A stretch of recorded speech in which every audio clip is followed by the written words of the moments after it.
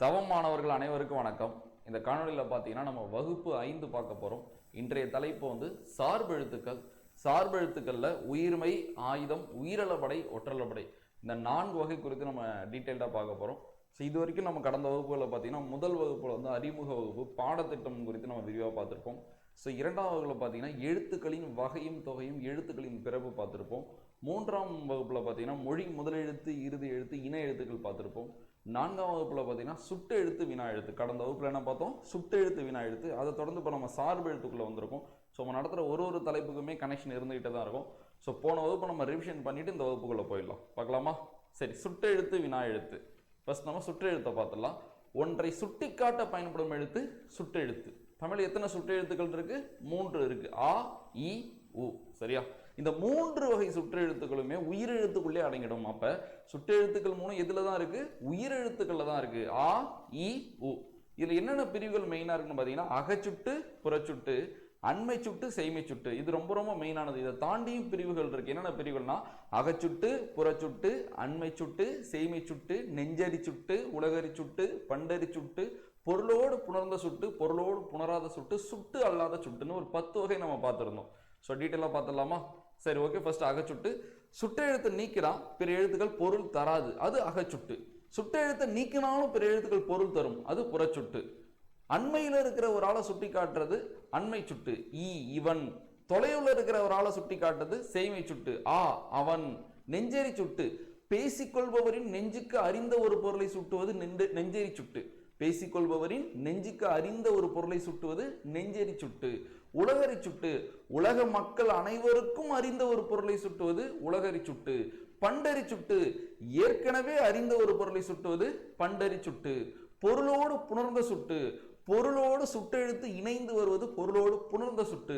பொருளோடு சுட்டெழுத்து இணையாமல் தனித்து வருவது பொருளோடு புணராத சுட்டு. சுட்டு அல்லா சுட்டுனா என்னன்னா அந்த தொடர்ல சுட்டெழுத்தே இருக்காது. சுட்டெழுத்தையே பயன்படுத்தாம ஒருத்தவங்களை சுட்டி காட்டுறது தான் சுட்டு அல்லாத சுட்டு. இதை நம்ம டீட்டெயில்டா பார்த்துருந்தோம். அடுத்து பார்த்தீங்கன்னா வினா எழுத்துக்கள். வினா பொருளை தரும் எழுத்துக்கள் வினா எழுத்துக்கள் எனப்படும். தமிழ்ல 5 வினா எழுத்து இருக்கு. என்னென்ன இருக்குன்னா ஏ, யா, ஆ, ஓ, ஏ. இந்த 5 வினா எழுத்துல ஏவும் யாவும் மொழிக்கு முதல்ல மட்டுமே வந்து வினா பொருளை தரும். ஆவும் ஓவும் மொழிக்கு இறுதியில மட்டுமே வந்து வினா பொருளை தரும். ஏ மொழிக்கு முதல்லையும் வந்து வினா பொருளை தரும், மொழிக்கு இறுதியிலையும் வந்து வினா பொருளை தரும். நான் எக்ஸ்ட்ரா பாயிண்ட் சொல்லியிருந்தேன். ஏ, யா மொழிக்கு முதல்ல வருது இல்ல, இந்த யா என்பது தனித்து வந்து வினா பொருளை தரும் சொல்லியிருப்பேன். ஆ, ஓ இறுதி வருது இல்ல, ஆவும் ஓவும் இறுதியில வருது இல்ல, அந்த ஓ வினா பொருளில் வருவது தற்காலத்தில் குறைந்து வருகிறது நான் சொல்லியிருப்பேன். ஏ மொழிக்கு முதல்லையும் வரும், இறுதியிலையும் வரும். ஆனா ஏ இறுதியில் வந்து வினா பொருளை தருவது தற்காலத்தில் வழக்கொழிந்து விட்டதுன்னு இந்த எக்ஸ்ட்ரா பாயிண்ட் நான் சொல்லியிருப்பேன். ஸோ இதுலையுமே நம்மளுக்கு வகை இருக்கு. எப்படி அங்கே அகச்சுட்டு புறச்சுட்டு பார்த்தோமோ சேம் அதே போல இங்க அகவினா புறவினா என்ன பார்க்க போறோம்? அகவினா புறவினா, உயர்திணை வினா, அக்ரிணை வினா, பொருள் சாரா வினா, அதாவது மொழி சாரா வினான்னு இதுல ஒரு 5 வகை இருக்கு. சரியா? சேம் அகச்சுட்டு புறச்சுட்டு போலதான் அகவினா புறவினா. வினா எடுத்து நீக்கணும். பொருள் தந்தா புறவினா, பொருள் தரலனா அகவினா. ஸோ அதே கான்செப்ட் தான். சரி, அகவினா பார்த்தலாமா? ஒரு சொல்லுல வினா எழுத்தை நீக்கிட்டா பிற எழுத்துக்கள் பொருள் தரலனா அது என்ன வினா? அகவினா. அகவினா மொழிக்கு முதலில் மட்டுமே வரும். அகவினாவாக என்னென்ன வினா எழுத்து வரும்னா ஏ, யா, ஏ இந்த 3 அகவினா வரும். புறவினா வினா எழுத்தை நீக்கினாலும் பிற எழுத்துக்கள் பொருள் தரும். புறவினா மொழிக்கு முதல்லையும் வரும், மொழிக்கு இறுதியிலையும் வரும். புறவினாவா என்னென்ன வினா எழுத்துக்கள் வரும்னா ஏ, யா, ஆ, ஓ, ஏ இந்த 5 வினா எழுத்துக்களுமே புறவினாவா வரும். அடுத்து உயர்திணை வினா. உயர்திணையை சுட்டி காட்ட வரும் வினா உயர்திணை வினா, அக்ரிணையை சுட்டி காட்ட வரும் வினா அக்ரிணை வினா நம்ம சொல்லலாம். அடுத்தது மொழிசாரா வினா, பொருள் சாரா வினா. என்னன்னா அங்க பாத்தீங்கன்னா நம்மளுக்கு தெளிவா வந்து ஒரு வினா எழுத்தே இருக்காது. சரியா? இருந்தாலும் அங்க ஒரு வினா கிரியேட் ஆகும். 10 பேர் பலி. ஸோ அப்போ 10 பேர் பலியான ஒரு வினா. அதான் வகுப்புல நம்ம டீட்டெயிலாக பார்த்துருக்கோம்ல. ஸோ அப்போ வினா எழுத்தே இல்லாம பேசிக்கொள்பவரின் ஒலிப்பு வேறுபாட்டால் வினாவாக கொள்ளப்படுவது பொருள் சாரா வினா நான் விளக்கம் கொடுத்துருப்போம். சரியா? வினா எழுத்தே இருக்காது, பேசுறவரோட ஒளி வேறுபாட்டாலேயே அது வினாவா கருதப்படுவது தான் என்னது? பொருள் சாரா வினா, மொழி சாரா வினா. ஸோ இதுக்கான தேர்வும் இன்னைக்கு நடந்திருக்கும். ஸோ கண்டிப்பாக அந்த வகுப்பை நீங்கள் பார்த்து அந்த தேர்வை எழுதியிருந்தீங்கன்னா உங்களுக்கு சுட்டு எழுத்து வினா எழுத்துல கண்டிப்பாக எந்த டவுட்டுமே இருந்திருக்காது. ஸோ அதை தொடர்ந்து இந்த வகுப்பில் நம்ம சார்பு எழுத்துல உயிர்மை, ஆயுதம், உயிரளபடை, ஒற்றளபடை பார்க்க போகிறோம். இந்த சார்பு எழுத்துனா என்ன, முதல் எழுத்து என்ன, நான் வந்து ஃபர்ஸ்ட் கிளாஸ்லேயே சொல்லியிருக்கேன். ஃபர்ஸ்ட் கிளாஸில் நம்ம என்ன பார்த்தோம்? மொழி எழுத்துக்களின் வகையும் தொகையும் பார்த்தோம்ல. முதல் எழுத்துனா என்ன?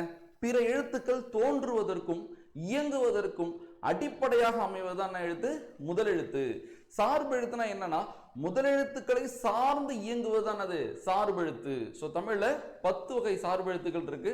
உயிர்மை, ஆயுதம், உயிரளபடை, ஒற்றளபடை, குற்றியலுகரம், குற்றியலிகரம், ஐகார குறுக்கம், ஔகார குறுக்கம், மகர குறுக்கம், ஆயுத குறுக்கம். இதுல இந்த வகுப்புல நம்ம உயிர்மை, ஆயுதம், உயிரளபடை, ஒற்றளபடை பார்க்கிறோம். உங்களுக்கு நல்லாவே தெரியும் உயிர்மை ஆயுதம் நான் ஆல்ரெடி முடிச்சுட்டேன்.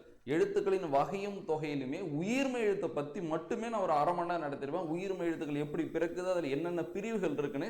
அதனால இந்த வகுப்போட எண்டுல நான் உயிர்மையும் ஆயுதத்தையும் நான் ரிவிஷன் பண்ணி தரேன். மெயினா நம்ம அளபடக்குள்ள போயிடலாம். ஏன்னா இதுதான் கடினமான தலைப்பு, நிறைய பேருக்கு புரியாத ஒரு தலைப்பு. ஸோ இன்றைய வகுப்புல நம்ம அந்த அளபடைய A to Z கிளியரா பார்க்க போறோம். இது நான் உங்களுக்கு 2 லேயரா நடத்தி கொடுக்குறேன். ஏன்னா ஃபர்ஸ்ட் எடுத்தோடனே நிறைய கான்செப்ட் இருக்கு. எதுவுமே நம்ம மனப்பாடம் பண்ணாம கான்செப்டா நான் உங்களை வந்து புரிய வைக்க ட்ரை பண்ணனா ஃபர்ஸ்ட் குழப்பம் ஏற்படும். அதனால ஃபர்ஸ்ட் நான் சிம்பிளா ஒரு விஷயத்த சொல்லி கொடுத்துறேன். உங்களுக்கு கண்டிப்பா புரியும், எளிமையா இருக்கும். அது புரிஞ்சதுக்கு அப்புறமேட்டு ஏன் அது வந்துச்சு நான் கான்செப்டா உங்களுக்கு சொல்லி தரேன் 2வது லேயர்ல. ஸோ அப்போ உங்களுக்கு அளபடை இன்னைக்கு பார்க்கறதுலேயே உங்களுக்கு ஒரு புரிதல் ஏற்பட்டும். நீங்க திரும்ப திரும்ப அதை படிக்க தேவையில்லை. சரி, வகுப்புக்கு போயிடலாமா? எப்பயும் போல நம்ம ஒயிட் போர்டில் நடத்திட்டு அதுக்கப்புறம் பிடிஎஃப்ல பார்த்துக்கலாம். ஸோ பார்த்துடலாமா? பாருங்க, அளபடை. ஸோ பாருங்க, அளபடை கிடையாது, நம்ம அளபடைன்னு பயன்படுத்துறோம்ல, அளபடை. ஸோ இது எப்படி பிரிக்கலாம் பார்க்கலாமா? ஒரு சொல்ல பிரித்து பொருள் காண தெரிஞ்சாலே நம்மளுக்கு பாதி பிரச்சனை முடிஞ்சிடும். இது எப்படி பிரிக்கலாம்னா அளவு ப்ளஸ் எடைன்னு பிரிக்கலாம். அளவு ப்ளஸ் எடை. சரி, பிரிச்சோம். இது பிரிச்சது சரிதான் எப்படி கண்டுபிடிக்கிறது? புணர்ச்சி விதிப்படி சேர்த்து பார்க்கலாம்ல. அளவு என்பது ஒரு குற்றியலுகரமா, சுடுது பொருள் முடிஞ்சிருக்கா? என்ன குற்றியலுகரம்? உயிர் தொடர் குற்றியலுகரமா? வருமொழியின் முதல் எழுத்து ஒரு உயிர் எழுத்தா? அப்ப நிலைமொழி குற்றியலுகரமா இருந்து வருமொழியின் முதல் எழுத்து உயிர் எழுத்தா இருந்தா உயிர்வரின் உட்குரல் மெய்விட்டு ஓடும், உடல் மேல் உயிர் வந்து ஒன்றுவது இயல்பு. அந்த விதியை பயன்படுத்துவோமா? ஸோ பூக்குள்ள இருக்கிற ஊ போயிட்டு இப்பு கூட்டலையே பேன் வருமா? அப்ப பிரிச்சது கரெக்டு தான். சரி, இப்ப அளபுனா என்னன்னு பார்க்கலாமா? அளவு. ஸோ அளபுனா மாத்திரைன்னு அர்த்தம். அளபுனா அர்த்தம் மாத்திரை. சரி, அப்ப எடைனா அது? எடைனா நீண்டு ஒழித்தல். எடைனா அது? நீண்டு ஒழித்தல்னு அர்த்தம். சரி, இப்ப பிரிச்சு நான் அதுக்கான பொருளை சொல்லிட்டேன். இப்ப அளபடனா என்னன்னு நீங்க தான் சொல்லணும். அப்ப அளபடனா என்ன? தன் மாத்திரை அளவில் இருந்து நீண்டு ஒழிப்பது அளபடை எனப்படும். புரியுதா? அப்ப அளபுனா மாத்திரை, எடைனா நீண்டு ஒழித்தல். அப்ப அளபடைனா என்னன்னா தன் மாத்திரை அளவில் இருந்து நீண்டு ஒழிப்பது அளபடை. அதுனா தன் மாத்திரை அளவு. தமிழ்ல இருக்கிற 247 எழுத்துக்களுக்கும் ஒரு மாத்திரை அளவு இருக்கு. இப்ப உயிர் எழுத்துன்னு எடுத்துக்கிட்டீங்கன்னா 5 குறில் இருக்கா? ஒரு குறிலுக்கும் ஒரு மாத்திரை. 7 நெடில் இருக்கா? ஒரு நெடிலுக்கும் 2 மாத்திரை. மெய்யெழுத்து எடுத்துக்கிட்டீங்கன்னா 18 மெய்யெழுத்துக்கும் 6 மாத்திரை. உயிர்மை எழுத்து எடுத்துக்கிட்டீங்கன்னா அதுல 90 குறில் இருக்கு, 126 நெடில் இருக்கு. உயிர்மை எழுத்து 216 சொல்லிட்டு இருக்கேன். அந்த 90 குறிலுக்கும் ஒரு மாத்திரை, 126 நெடிலுக்கும் 2 மாத்திரை. ஆயுத எழுத்து எடுத்துக்கிட்டா அதுக்கு 1/2 மாத்திரை. இப்படி ஒரு எழுத்துக்கு ஒரு மாத்திரை அளவு இருக்குல்ல, அது என்ன மாத்திரை அளவு? எழுத்தை உச்சரிப்பதற்காகும் கால அளவு மாத்திரை அளவு. இதுமே நம்ம நடத்திருக்கோம். சரியா? அப்ப அந்த மாத்திரை அளவு ஒரு எழுத்துக்குன்னு ஒரு மாத்திரை அளவு இருக்கும்ல, அதை தாண்டி அது அதிகமா ஒழிச்சா அது பேர் தான் அளபடை. ஸோ அப்போ அளபடை என்ன உங்களுக்கு ஆழமா புரியணும். ஏன்னா இந்த இந்த இந்த பேரோட விளக்கம் உங்களுக்கு நல்லா புரிஞ்சுட்டாலே அளபடை 90% உங்களுக்கு புரிஞ்ச மாதிரி தான். அப்போ அளவு பிளஸ் எடை. அளபுனா மாத்திரை, எடைனா நீண்டு ஒழித்தல். அப்போ அளபடைனா என்னன்னா தன் மாத்திரை அளவிலிருந்து நீண்டு ஒழிப்பது அளபடை எனப்படும். சரி, அளபடை எத்தனை வகைப்படும்? ஸோ அளபடை பார்த்தீங்கன்னா 2 வகைப்படும். எத்தனை வகை? 2 வகை. என்னென்னு பார்த்தீங்கன்னா, ஒன்று உயிரளபடை, ஸோ இன்னொன்று ஒற்றளபடை. இதையும் பிரித்து பார்த்தா விளக்கம் சூப்பராக புரியும். ஸோ பிரிக்கலாமா? உயிர் பிளஸ் அளபடை. ஸோ ஒற்றளபடை எப்படி பிரிக்கலாம்? ஒற்று பிளஸ் அளபடை. இப்போ நான் உங்களுக்கு அளபடை என்னன்னு சொல்லி கொடுத்துட்டேன். தன் மாத்திரை அளவிலிருந்து நீண்டு ஒழிப்பது அளபடை. இப்போ நீங்க சொல்லுங்க உயிர் அளபடைனா என்னது? அப்போ ஒற்று அளபடைனா என்னது? உயிரெழுத்துக்கள் தன் மாத்திரை அளவிலிருந்து நீண்டு ஒழிப்பது உயிரளபடை. ஒற்றெழுத்துக்கள் தன் மாத்திரை அளவிலிருந்து நீண்டு ஒழிப்பது ஒற்றளபடை. அப்போ எவ்வளவு விளக்கங்கள் நம்மளுக்கு எளிமையாக புரியுது. ஸோ இவ்வளோதான் பேசிக். இதுக்கப்புறம் நம்ம உள்ள போகிறோம். இதில் எந்த டவுட்டும் உங்களுக்கு இருக்கக்கூடாது. ஸோ உயிரெழுத்துக்கள் தன் மாத்திரை அளவிலிருந்து நீண்டு ஒழிச்சா அது என்னது? உயிரளபடை. ஒற்றெழுத்துக்கள் தன் மாத்திரை அளவிலிருந்து நீண்டு ஒழிச்சா என்னது? அது ஒற்றளபடை. சரி, ஃபர்ஸ்ட் நம்ம உயிரளபடைய டெப்தா பார்க்கலாமா? உயிரளபடை அதோட ஃப்ரெஷ்ஷாக ஆரம்பிச்சுக்கோம். உயிரளபடை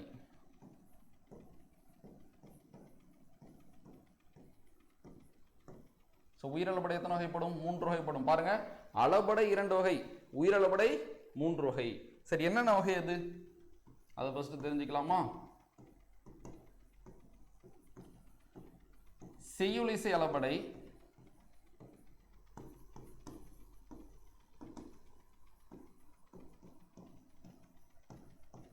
இன்னிசை அளபடை,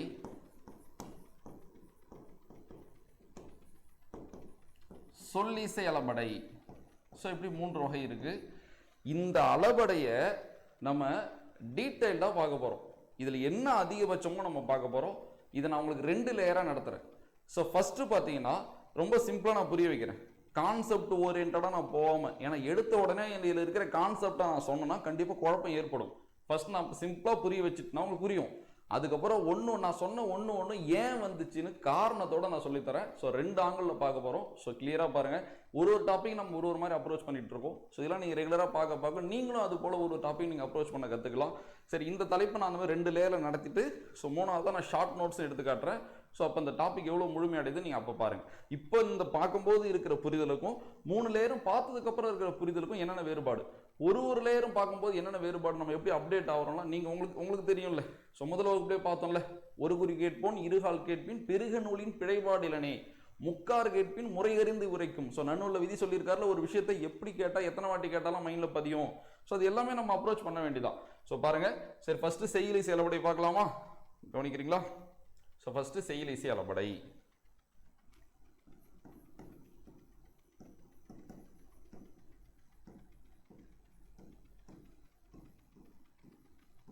இந்த செய்யுளிசை அளபடைக்கு இன்னொரு பேர் இருக்கு.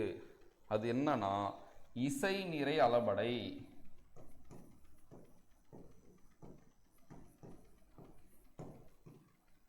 சில பேருக்கு இசை நிறை அளபடைனால இன்னிசை அளபடைன்னு சொல்றாங்க. ஏன்னா அங்கேயும் இசை இருக்கு, இங்கேயும் இசை இருக்குல்ல. அப்ப இன்னிசை அளபடை இசை நிறை அளபடை கிடையாது. செய்யுளிசை அளபடை தான் இசை நிறை அளபடை.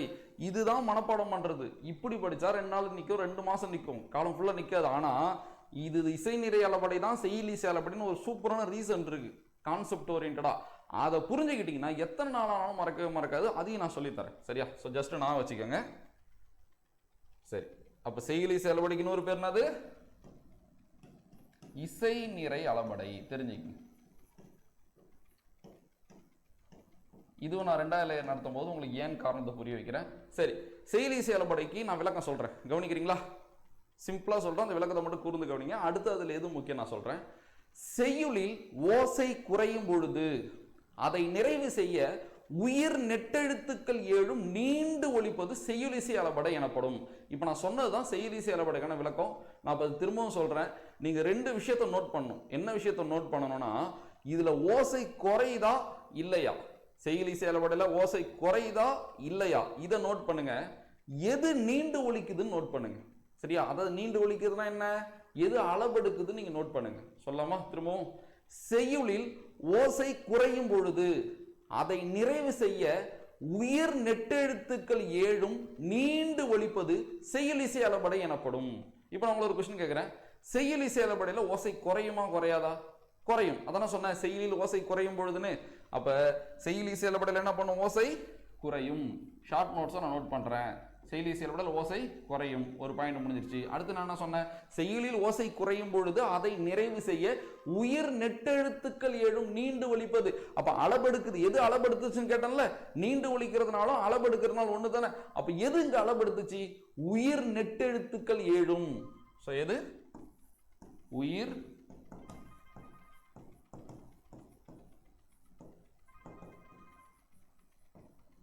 உயிர் நெட்டெழுத்துக்கள் 7.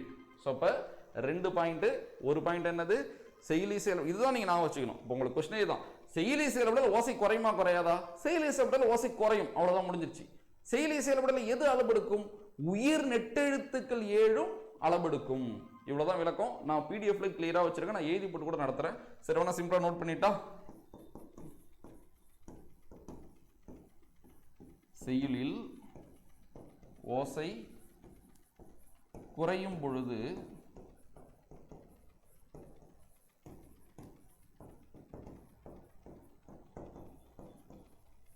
உயிர் நெட்டெழுத்துகள் 7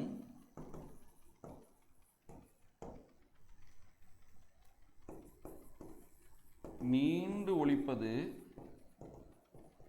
செய்லிசை அளபடை எனப்படும்.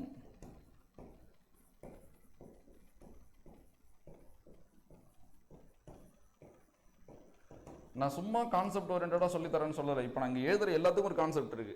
யாப் இலக்கணத்தில் ஒரு 20% உங்களுக்கு நடத்தி கொடுக்குறேன். அந்த கான்செப்ட் யாப்பு தான். யாப்பில் ஒரு 20% நடத்தி கொடுத்துட்டு இது ஏன் வந்துச்சு, ஏன் குறையுது, ஏன் உயிர் நெற்றி எடுத்து அளபடுத்துச்சு எல்லாத்தையுமே நான் சொல்லித்தரேன். அதனால ஜஸ்ட் நான் சொன்ன மாதிரி ஃபர்ஸ்ட் லேயரில் புரியுதோ இல்லையோ நான் சொல்றத கிளியராக கவனிச்சுட்டு வாங்க. எல்லாத்துக்கும் நான் ரீசன் சொல்றேன். ஸோ இப்போ செயலில் ஓசை குறையும் பொழுது உயிர் நெட்டு எழுத்துக்கள் 7 நீண்டு ஒலிப்பது செயலிசை அளபடை எனப்படும். இதுல மெயினான விஷயம் நான் சொன்ன மாதிரி எதெல்லாம் மெயினான விஷயம், ஓசை குறையும்ன்றது மெயினான விஷயம். சரியா? உயிர் நெட்டெழுத்துக்கள் 7ன்றது மெயினான விஷயம். இதுதான் ரொம்ப ரொம்ப முக்கியமானது. சரி, அடுத்தது இசை நிறை அளபடைன்னு சொல்லியிருக்காங்கல்ல. எதுக்கு இது இசை நிறை அளபடைன்னு சொல்றாங்க? குறையும் இசையை பார்த்தீங்களா, ஓசை குறையுதா? ஓசை குறையுது இல்ல? அப்ப குறையும் இசையை நிறைக்க செய்வதால், இப்ப நிறைவுனா நம்மளை பொறுத்த என்ன நினைச்சிட்டு இருக்கோம், விழா நிறைவடைந்தது. ஸோ இப்போ நிறைவுனா முடிவுன்னு நினைச்சிட்டு இருக்கோம்ல. நிறைனா அதிகரிக்கிறது. குடத்தை நிறைன்னு சொல்றாங்கல்ல, நீரை நிறைன்றாங்கல்ல. அப்ப நிறைனா அதிகரிக்கிறது. அப்ப இசையை நிறைக்க வரும் அளபடை, இசையை அதிகரிக்க வரும் அளபடை தான் அது இந்த செயலிசை அளபடை. எங்க ஓசை குறையுதோ அங்கதானே ஓசை அதிகரிக்க முடியும். அப்ப எங்க ஓசை குறைஞ்சிருக்கு, இங்க ஓசை குறையுது இல்ல. அப்ப செயலிசை அளபடையில ஓசை குறையுதுன்னு உங்களுக்கு தெரியுது இல்ல. அப்ப அந்த இடத்தை தானே அதிகரிக்க முடியும். அதனாலதான் இசை நிறை அளபடை. இது நான் முழுமையா 3 நடத்திட்டு புரிய வைக்கிறேன், உங்களுக்கு சூப்பரா புரியும். ஏன்னா மத்த 2லையும் ஓசை குறையாது, இதுல மட்டும் தான் குறையும். அப்ப உங்களுக்கு ஆட்டோமேட்டிக்கா அது சூப்பரா புரிஞ்சிடும். சோ செயலிசை அளபடைக்கான எடுத்துக்காட்டுகள் பார்க்கலாமா? கவனிங்க. செயலிசை அளபடைக்கான எடுத்துக்காட்டு பாருங்க. ஓதல், தொழார்.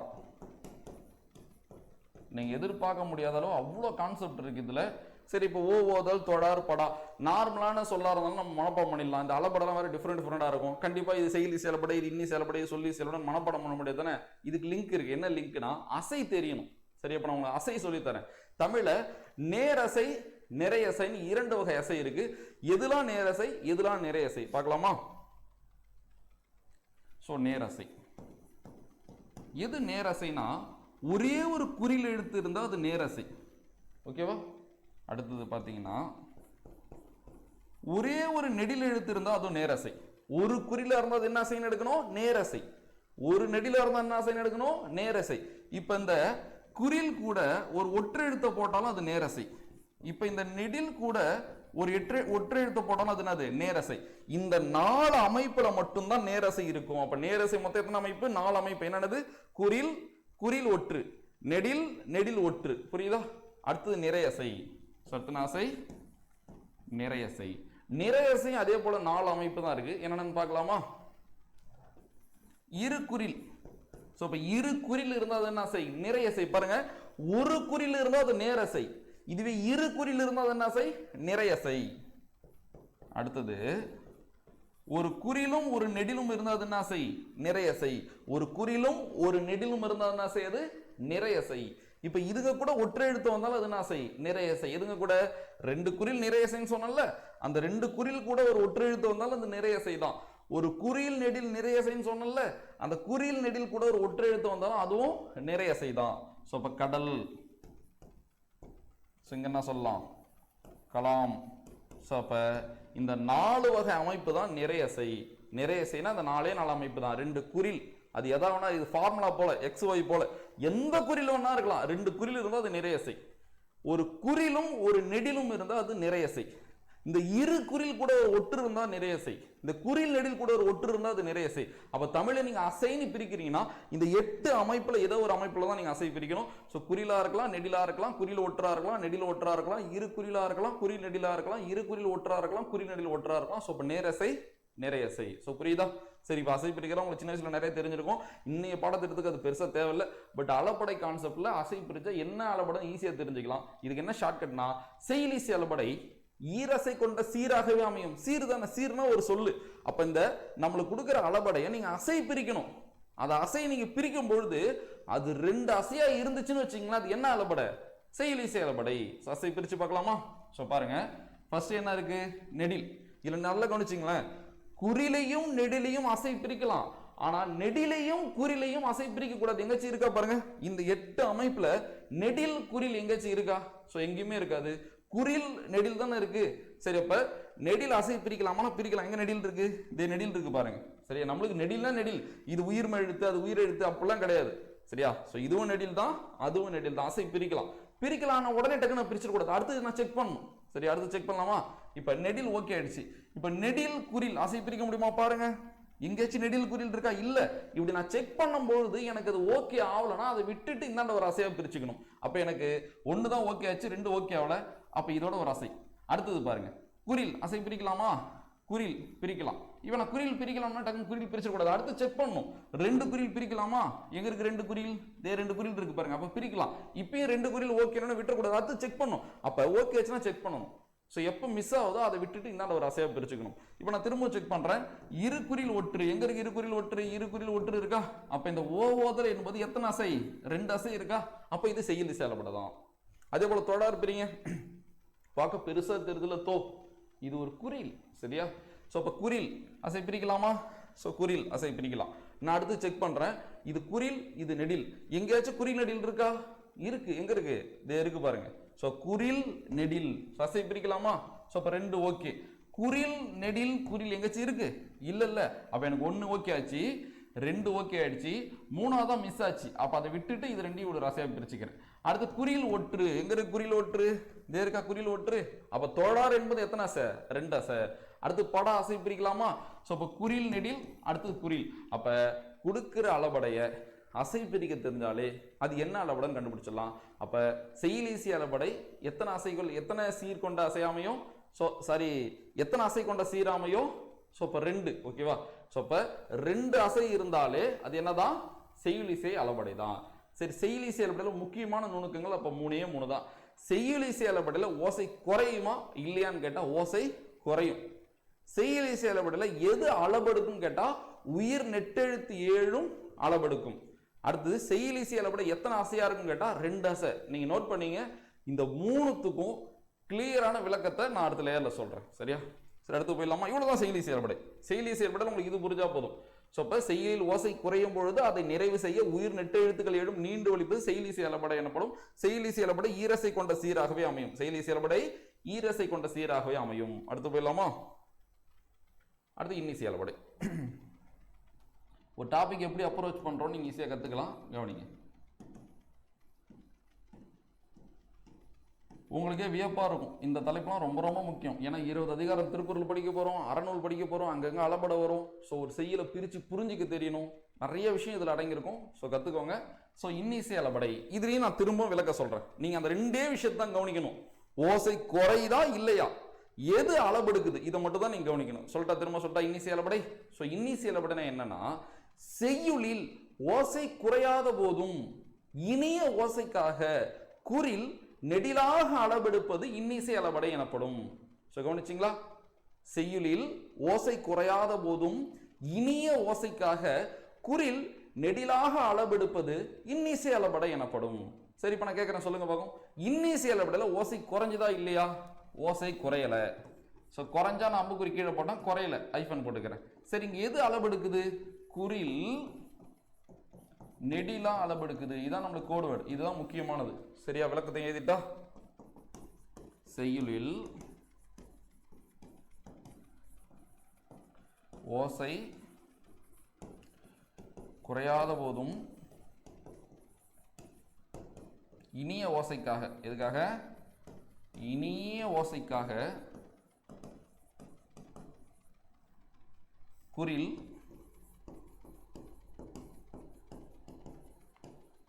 நெடிலாக அளபெடுப்பது இன்னிசை அளபடை எனப்படும்.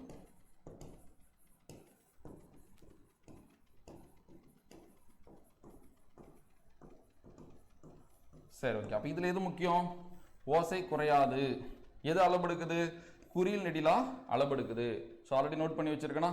ஸோ இதுதான் முக்கியமானது. சரி, ஓகே. அப்போ பேர் ஏன் வந்துச்சுன்னு புரியுதா? இனிய ஓசைக்காக அளபெடுப்பதால் இது என்னது? இன்னிசை அளபடை. நிறைய படம் பார்க்கறது போலதான். ஃபர்ஸ்ட் ஹாஃப்ல ஒரு மணி நேரத்துக்கு யாரையே காட்டுவாங்க, ஆனால் செகண்ட் ஹாஃப்ல அதை கனெக்ட் பண்ணுவாங்கல்ல, அதுக்கு சமம் இந்த டாபிக். இது எல்லாத்துக்கும் ஒரு கனெக்ஷன் இருக்கும், அவ்வளோ சூப்பராக இருக்கும். சரியா? சரி, ஓகே. இதுதான். இதுக்கு எடுத்துக்காட்டு பார்த்துடலாமா? கவனி. இதை நான் மேக்ஸிமம் சிம்பிளாக நடத்துறேன். அடுத்த லேயரில் நான் உங்களுக்கு டெப்த்தாக இருக்குன்னு சொல்லித்தரேன். எடுத்துக்காட்டு பாருங்க. கெடுப்பதும் எடுப்பதும். சரி, கெடுப்பதும் எடுப்பதும்னா மனப்பாடம் பண்ணிக்கலாம். இது மட்டுமா இருக்கு? இன்னும் எவ்வளவோ இருக்குல்ல. அப்ப இதுக்கு என்ன லிங்க்? திரும்ப அதே அசை மெத்தட் தான். திரும்ப நான் அசை பிரிக்க போறேன். ஸோ நேரசை, நிறையசை அப்படியே ஃபார்ம் பண்ணலாமா? ஒரு குறில், குறில் ஒற்று, நெடில், நெடில் ஒற்று, இரு குறில், இரு குறில் ஒற்று, குறில் நெடில், குறில் நெடில் ஒற்று. ஓகேவா? ஸோ இந்த 8 அமைப்பு தானே. அசை பிரிங்க. குறில் பிரிக்கலாமா? பிரிக்கலாம். இரு குறில் பிரிக்கலாமா? பிரிக்கலாம். இரு குறில் ஒற்று பிரிக்கலாமா? பிரிக்கலாம். எங்க இருக்கு இரு குறில் ஒற்று? கடல். ஸோ அப்போ ஓகேவா? அடுத்து பாருங்க. பா குறில் பிரிக்கலாமா? பிரிக்கலாம். அடுத்து செக் பண்றேன். குறில் நெடில் பிரிக்கலாமா? எங்க இருக்கு குறில் நெடில்? குறில் நெடில் இருக்கு. நான் திரும்பவும் செக் பண்றேன். குறில் நெடில் குறில் இருக்கா? இல்ல. அப்ப அப்படி பிரிச்சுக்கிறேன். ஸோ அப்போ குறில் ஒற்று. ஸோ டிஃபரன்ட் புரியுதா? அப்போ கொடுக்கப்பட்டது ஈரசையா இருந்தா செய்லிசை அளபடை, கொடுக்கப்பட்டது மூவசையா இருந்தா இன்னிசை அளபடை. அப்ப இங்க என்ன விளக்கம்? இன்னிசை அளபடை மூவசை கொண்ட சீராகவே அமையும். மூவசை கொண்ட, அப்ப செய்லிசை அளபடை ஈரசை கொண்ட சீராகவே அமையும். இன்னிசை அளபடை மூவசை கொண்ட சீராகவே அமையும். அங்க ஓசை குறையும், இங்க ஓசை குறையாது. அங்க உயிர் நெட்டெழுத்து எழும் அளபெடுக்கும், இங்க குறில் நெடில அளபெடுக்கும். அப்ப கம்பேர் பண்ண முடியுது இல்ல? அப்படியே யோசிச்சு பாருங்க. செய்லிசை அளபடை, இன்னிசை அளபடை. இதுல ஓசை குறையும், இதுல ஓசை குறையாது. இதுல உயிர் நெட்டெழுத்து எழும் அளபெடுக்கும், இதுல குறில் நெடில அளபெடுக்கும். அங்க 2 அசை, இங்க 3 அசை. ஸோ இதுதான் கோட்வேர்ட். புரிஞ்சுங்க. அடுத்து போயிடலாமா?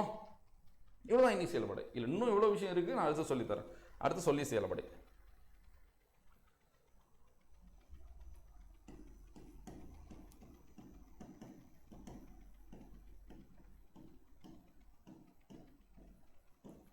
சொல்லிசை அளபடை. சரியா? திரும்ப நான் விளக்கம் சொல்றேன், நீங்க கவனிக்கணும். எதை கவனிக்கணும்?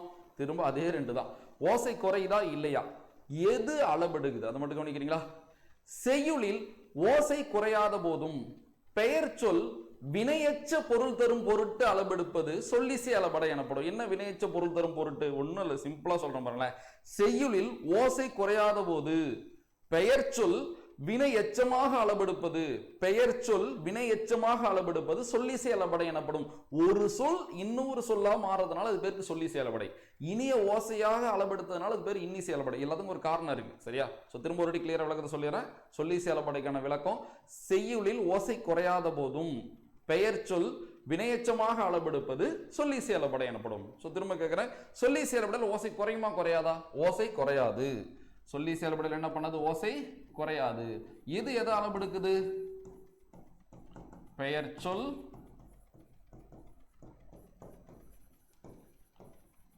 வினையச்சமா அளபெடுக்குது. சரியா? விளக்குதா? செய்யுளில் ஓசை குறையாத போதும் பெயர் சொல்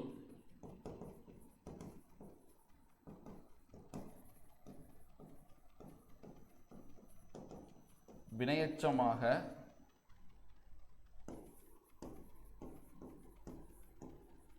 அளபெடுப்பது சொல்லிசை அளபடை எனப்படும்.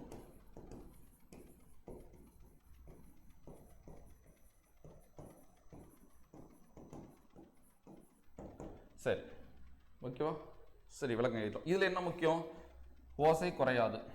எது எதை அளபெடுக்குது? பெயர் சொல் வினையச்சமா அளபெடுக்குது. அப்போ ஒரு விளக்கத்திலையும் நான் அந்த கோடு வேடை எழுதி அதை கோடு போறேன், அதெல்லாம் நீங்க மைண்டா பார்த்துங்க. சரி, இதுக்கு எடுத்துக்காட்டு பார்க்கலாமா?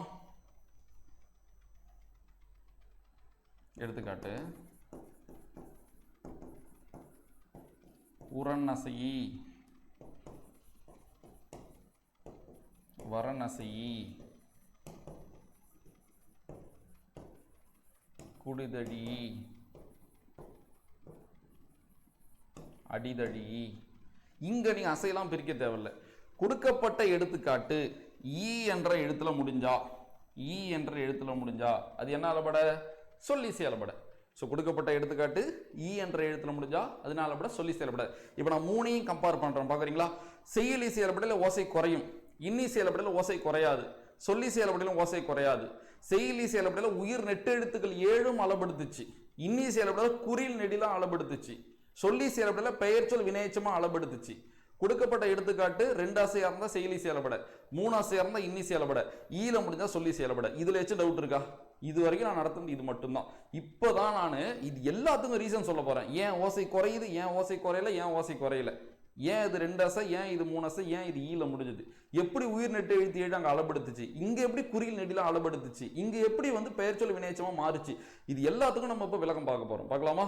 ஃபர்ஸ்ட் பார்க்கறதுக்கு முன்னாடி இது வரைக்கும் நடத்தினதை நான் ஒரு ஷார்ட் நோட்ஸா உங்களுக்கு மொத்தமா கொண்டு வந்து ஒரே இடத்துல காட்டுறேன். இதெல்லாம் ஒரு மெத்தட். இப்ப 3 இடத்துல படிச்சதை ஒரே இடமா பார்க்கும்போது எவ்வளவு தெளிவாகுது பாருங்க, கவனிங்க. உயிரளபடை இவ்வளவுதான் விளக்கம் எழுதிட்டு 1 2 3 இங்க பேர் எழுதனால என்ன ஆயிடும்? இன்னி செயல்படை, செய்யுளி செயல்படை, இன்னி செயல்படை, சொல்லி செயல்படை, ஒரு வரி வந்துடும்ல. 1னா செய்யுளி செயல்படை, 2னா இன்னி செயல்படை, 3னா சொல்லி செயல்படை. அவ்வளவுதான், கவனிங்க.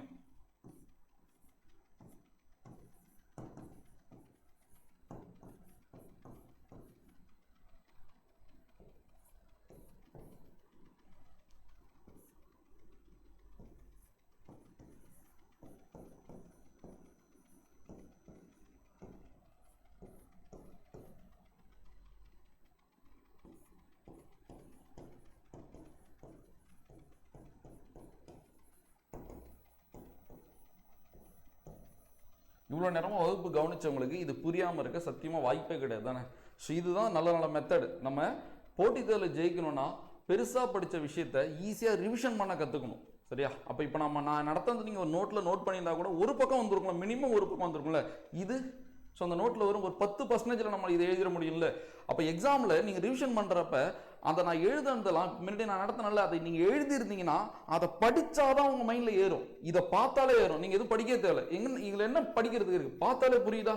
ஓ, செய்யுளி செயல்படையில் ஓசை குறையும், இன்னி செயல்படையில் ஓசை குறையாது, சொல்லி செயல்படையில் ஓசை குறையாது, செய்யுளி செயல்படையில் உயிர் நெட்டெழுத்து 7 அளபெடுக்குது, இன்னி செயல்படையில் குறியில் நெடில அளபெடுக்குது, சொல்லி செயல்படையில் பெயர் சொல் வினையச்சம் அளபெடுக்குது, 2 ஆசை இருந்தா செய்யுளி செயல்பட, 3 ஆசை இருந்தா இன்னி செயல்பட, ஈனு முடிஞ்சா சொல்லி செயல்பட.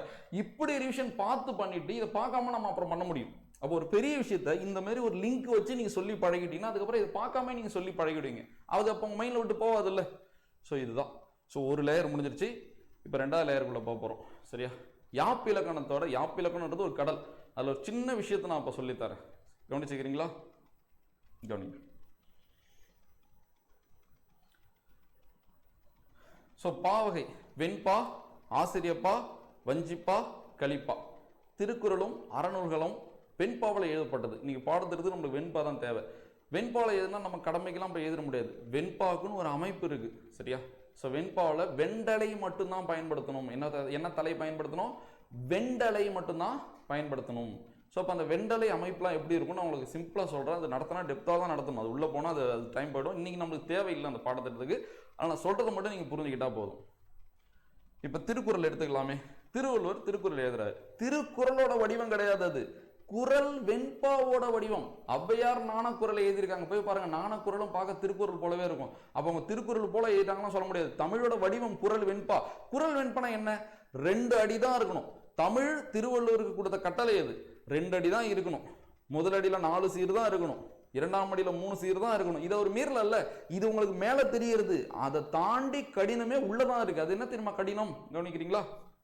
இப்போ ஒரு திருக்குறள் இருக்குன்னு வச்சுக்கலாம். திருக்குறளோ வெண்பா நூல்கள் எதா இருந்தாலும் சரி, ஸோ நம்மளோட நாலடியா இருக்கட்டும், நம்மளோட பழமொழி 400 இருக்கட்டும், இன்னைக்கு படிக்கிற 7ஆதியா இருக்கட்டும், திரிகடுகமா இருக்கட்டும், சிறுவஞ்ச மூலமா இருக்கட்டும், இன்னா 40 இருக்கட்டும், இந்த வெண்பாவில் எழுதப்பட்ட எல்லா நூல்லையும் இப்போ நான் சொல்ற ரூல் தான், சரியா?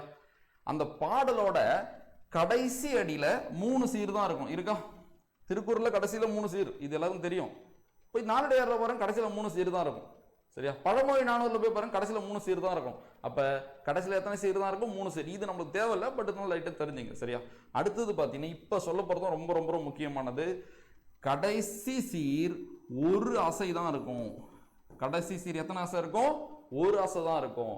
கடைசி சீரை தவிர்த்து மற்ற எல்லா சீரும் மினிமம் 2 அசை இருக்கும், மேக்சிமம் 3 அசை இருக்கும். மினிமம் எத்தனை அசை இருக்கணும்? 2 அசை. பாருங்க, கடைசி சீர் நீங்க வந்து ஒரு 4 நேர் கூட எடுத்துக்கலாம், இப்படிதானே இருக்கும்.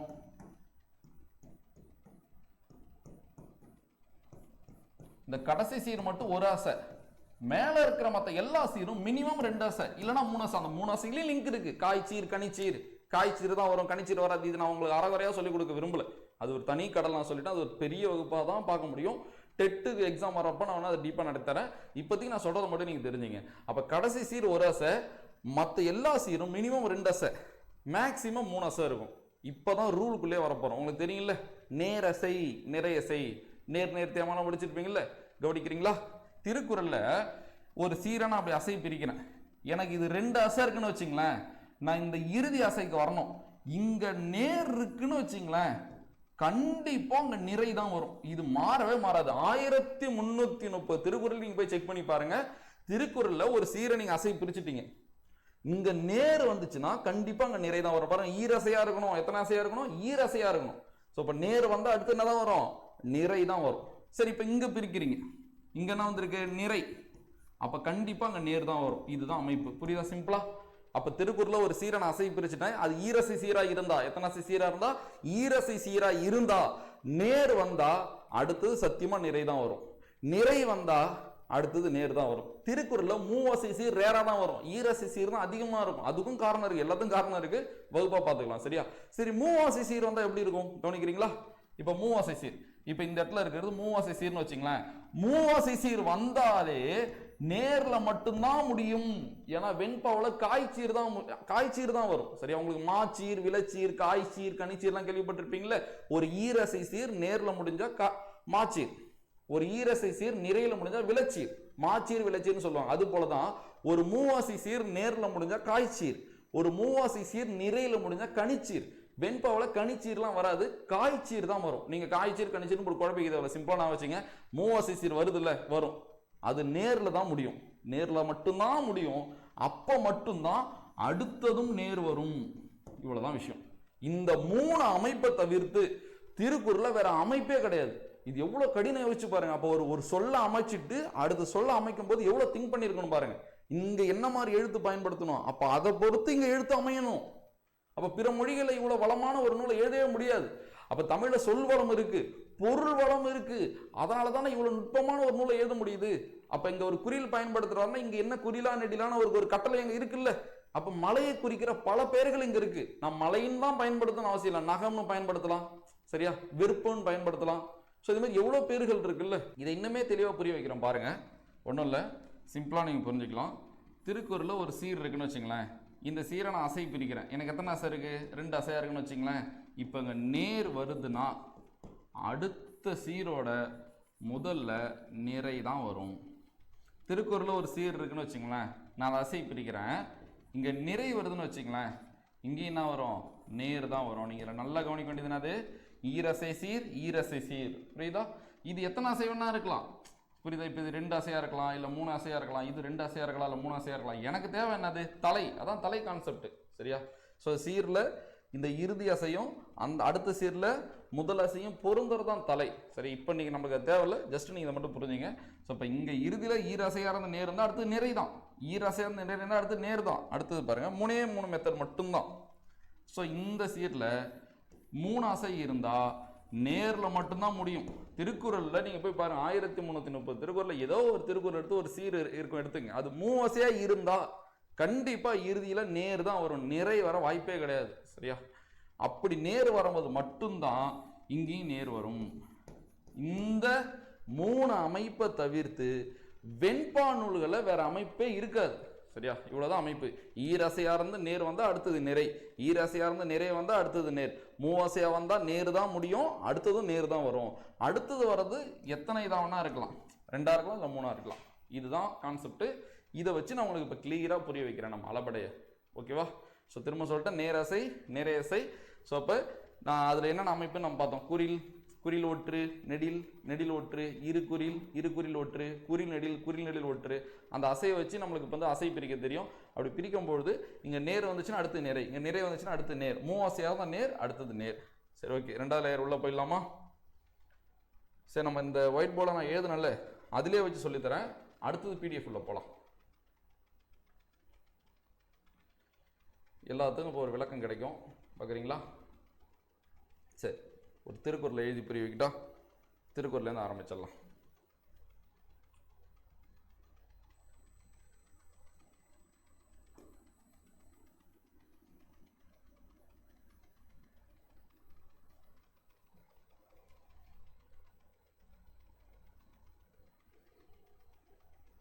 ஒரு நிமிஷம்.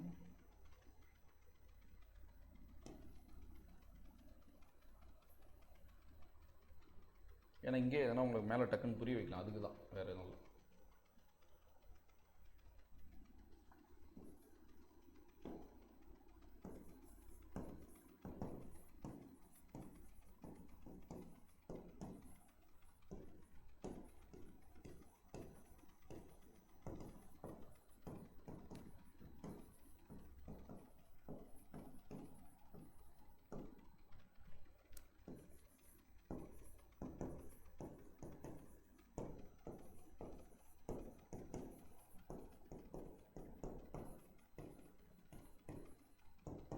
இதுதான் திருக்குறள். நான் அப்போ தானே சொன்னேன், வெண்பாவோட அமைப்பு என்ன சொன்னேன்? அந்த பாடலோட இறுதியில் இருக்கிற சீர் ஒரு அசை தான் இருக்கணும். அதுலேயும் ரூல் நிறையா இருக்குது, சரியா? ஒரு அசையை தாண்டி போனால் அதை நேர்வு நிறைவுக்குள்ளே அடக்குவாங்க, சரியா? அதனால் டக்குன்னு நீங்கள் வந்து அது டீட்டெயிலாக தெரியாமல் வேற ஒரு செயலில் செக் பண்ணி பார்த்துட்டு இங்கே 2 இருக்குன்னு நீங்கள் அப்படின்னு தப்பு எடுத்துக்காதீங்க. கடைசியில் ஒரு அசை தான் வரும். கடைசியில் என்ன வரும்? ஒரு அசை தான் வரும். ஒரு அசையா இல்லாமல் 2 அசையாக இருந்தால் அது நேர்வு நிறைவு கான்செப்டுக்குள்ளே போய்டும். இப்போ பாருங்களேன், இரு குறியில் ஒற்று தானே. திரும்ப நான் நோட் பண்ணிட்டா, நேரு நிறைங்க நோட் பண்ணி வைக்கிறேன், ஏன்னா பார்க்கறதுக்கு அதுவும் கவனிங்க.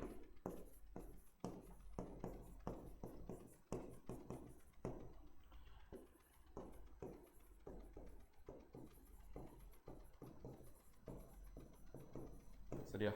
பாருங்களேன், இரு குறியில் ஒற்றா? இங்க எங்க இருக்கு இரு குறியில் ஒற்று? ஸோ இரு குறியில் ஒற்று இருக்கா?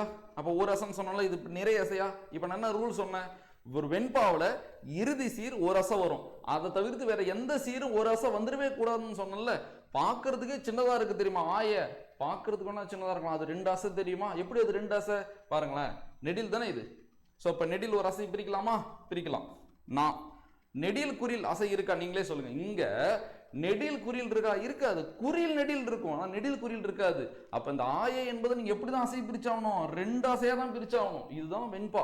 ஸோ அப்போ இறுதி சீரை தவிர்த்து மற்ற எந்த சீரும் ஒரு அசை வராது. சரி, நம்ம அசை பிரித்து பார்க்கலாமா? பாருங்களேன், நான் பிரிச்சாதான் உங்களுக்கு தெரியும், பார்த்துக்கலாம். நான் சொன்னேன்ல, இது 3 அசை வருது. 3 அசை வந்தாலே இறுதியில் நேர், கடைசியில் நேர் தான் வரும்னு சொன்னா நேர் தான் வந்திருக்கு பாருங்க. நெடில் ஒற்று, நெடில் ஒற்று வந்தா நேர் தானே. இப்போ கண்ணை மூடிட்டு சொல்லலாம், இங்க நேர்னா இங்கேயும் நேர் தான். 3 அசை சீரா இருந்து நேர் வந்தா அடுத்து நேர் தானே வரும். ஈரசை சீரா இருந்து நேர் வந்தா அடுத்து நிறை. 3 அசை சீரா வந்து நேர் வந்தா அடுத்து நேர் தானே. இப்போ இங்க பாருங்களேன், இறுதியில் என்ன வந்திருக்கு? நேர். கண்டிப்பா சொல்லலாம் அடுத்து நிறை தான். நீங்க செக் பண்ணவே தேவையில்ல, கண்டிப்பா அடுத்து நிறை தான் வரும். எப்படி நிறை வந்திருக்கு பாருங்களேன், இரு குறில். ஸோ இப்போ இரு குறில் என்பது நிறை தானே. ஸோ அடுத்து எப்படி பிரிக்கலாம்? குறில் ஒற்று. ஸோ குறில் ஒற்று. திரும்ப பாருங்க, 3 அசை இங்க நேர் தானே. கண்டிப்பா அடுத்தது நேர் தான். கண்டிப்பா அடுத்து நேர் தான். ஸோ பாருங்களேன், நெடியில மட்டும் தானே தனியாக பிரிக்க முடியனால. ஸோ இப்படி தான் பிரிக்கணும். திரும்பவும் 3 அசை வந்துருச்சா? அப்போ கண்டிப்பாக இங்கே நேர் தான். அடுத்ததும் நேர் தான், இங்கேயும் நேர் தான். ஸோ இப்போ இங்கே என்ன இருக்கு? நேரா. ஸோ இப்போ அடுத்தது நிறை தான். அடுத்த நாளும் நிறை தான். இந்த இடத்துல தான் பிரச்சனை. இப்போ தான் அளபட கிட்ட வந்துட்டோம் நம்ம. இந்த இடத்துல என்ன பிரச்சனைன்னு பார்க்குறீங்களா? தொழார் குறில் நெடில் ஒற்று. என்ன இருக்குங்க?